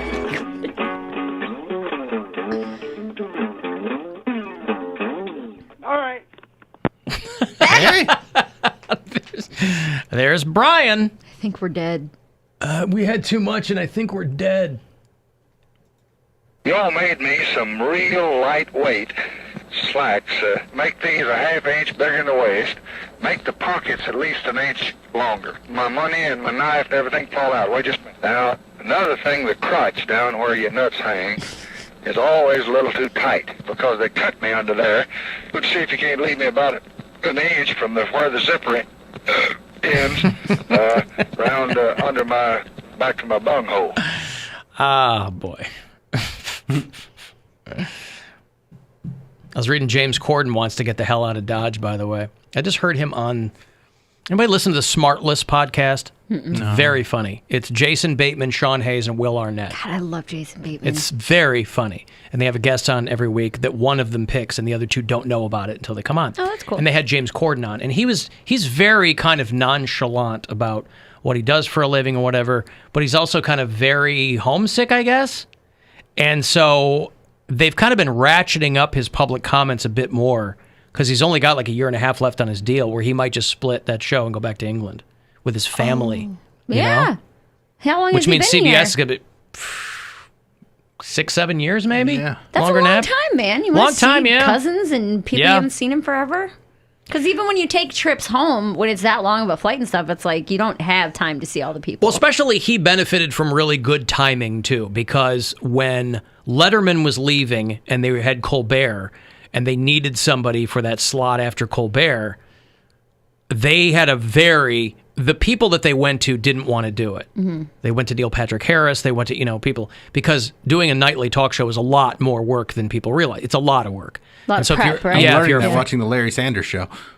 well, I mean, he was sitting in his office all day long, but I mean, but Corden, because he does so many bits and he's doing, because it's Mm-hmm. for YouTube or whatever, they offered him, Les Moonves saw him in some play because he had done stage and he had a couple of popular television shows in England. I watched him in the show called The Wrong Mans that was on Hulu years ago. It was very funny, but that was the first thing I'd ever seen him in. But I guess at that time, it just worked out where he was around and the right people liked him, and he turned the job down 2 or 3 times because he knew what it was entail, and then they just backed up the money truck and said, he's like, there was no way Can't I could say turn no, down right? that much money to do this job, yeah. But I mean, if they're going to have to put somebody else in there in 18 months because this guy just skips town, think about that. Dude, but to come here for, a decade, less than, make your money, and then be able to go back home, that's kind of awesome. Especially you at know? 12:30, Yeah. where there's practically no pressure on you to really, right? Yeah. You're not trying to change the world at 12:30. Right. Who knows? Who's even on? Good for him. At 12:30. Oh, Seth Meyers. Yeah. On NBC. And is that YouTube girl still doing the show after him? Lily Singh. Yeah. Yeah, she took over for Carson Daly, I think. Boy, she's cute. You don't think so? I don't know. I have no idea who she is. Lily other than Singh. She was massive on YouTube. Was she the huge Miranda sings? No, that's a different. That's I forget what her name is. But Miranda. Lily probably. Singh was Superwoman, I think, on. But she does really funny, well-produced bits, even now on Instagram or whatever. Yeah. I've only seen the NBC show a couple times, but I think she's bisexual, but she's really cute. Then again, I got a thing for Indian girls. What do you want from me? Hey, what are you going to do? Who do they get to replace Corden then? That's the question. Who do they bump up from that CBS 1:30 slot? Maybe they just throw on some reruns of Mannix and call it a day. Alan, you don't get a uniform at the post office until you make full time. Oh. Well, she had on the uniform pants. She was driving a truck. I mean, I'll take you at your word, but I'm saying she had on those blue striped uniform pants. It's just above the waist. It was come as you are. Are you sure they weren't Foot Locker pants and she was mixing jobs? I don't know. Those were black and white. What am I thinking of? Foot Locker? What'd you say? Well, our mailman didn't have striped pants. They just had like blue, like Dickies looking outfit. My homie back in college had like some Timberland boots, probably just some sweatpants, and probably like a white beater, and that was it. And he just delivering mail. I'm like, what did he just put? Is he selling a bag? What? What was his shirt? Time to let it go. He knows. What shirt was he wearing? White beater. A what? A white beater. They call them wife beaters. Yes, why do you call it a white beater? Because it was white. It's an A shirt. Thank you. And wife beater is not even the correct term anyways. No, it's an A shirt. Well, That's what they're called. Yes, but people got mad at wife beater, but that's what people know them as, is wife beater T-shirts. I said that. Well, not a T-shirt. I have that in a joke of mine that I put on the album, and I was listening back to it. I was like, "Phew, that probably isn't going to go well if I leave that in." Well, whatever. I'm just saying for a long. As soon as you say that, you can picture Yeah, exactly I what know. it is. I get why people don't like it. I'm just saying that for a long time, people still know what you're talking about. My brother New still. team name. What? Cleveland baseball. Wife beaters. The Cleveland wife beaters. Mm-hmm. Yeah. I don't know about all that. That one wouldn't be problematic, would it? No. Do they have a deadline Probably on works when better they're for football anyway? when they're going to announce it? What's that? Do they have a deadline on when they're going to announce the new name? Before the season, probably. I don't think it's a deadline. Maybe a timeline at some point. I'm saying they're teasing it and Probably teasing the the end of next season, right? Yeah. Oh, they're going. They're going to be. They're still the Indians this next whole season. Oh, okay. That's why I didn't know why they were making such a big deal. Press releases coming from the organization going, "We're going to announce something in a year." Well, the reason they had to do the press release is because they had come to that decision, and then that had leaked to the press, and the press was like, "Hey, the Indians are going to change their name," so they had to put that press release out. Oh, I see. To I didn't know. make everybody understand, like, yes, we're going to change our name You next think year. it leaked or they wanted it to get out? You think something like that would leak? Yes. Okay. Because if that's the case, then why? If that leaks, then why aren't the name suggestions leaking? Because they were just still in the process of deciding whether or not they were even going to change the name. The citizens? Mm-hmm. The pierogies. Buzzards. The feet. Right? I like the Cleveland buzzards. feet. Yeah. I do too. Yeah, buzzards is good. Cleveland feet, I'm a little bit more ambivalent about. Why? All right, just the toes. Yeah, I don't know. Because you're going to have all those people asking for pictures of them. The Cleveland knuckle hairs. Cleveland River burners. I think the Burning River thing's kind of played out, right? It was so long ago for that to even be. It's not. People get it, but it's not exactly a contemporary reference. The Cleveland. That's why they should go back to cars. Spiders. I like that. The old-timey ball club name. Okay, I've got to take a break. If you want to get the last word in, send me a text, 35192. Next chance to grab a buck ton of cash, $1,000 is ahead of you coming up at 6:30. It's the Alan Cox Show on 100.7 WMMS. And everywhere you go on our free iHeartRadio app.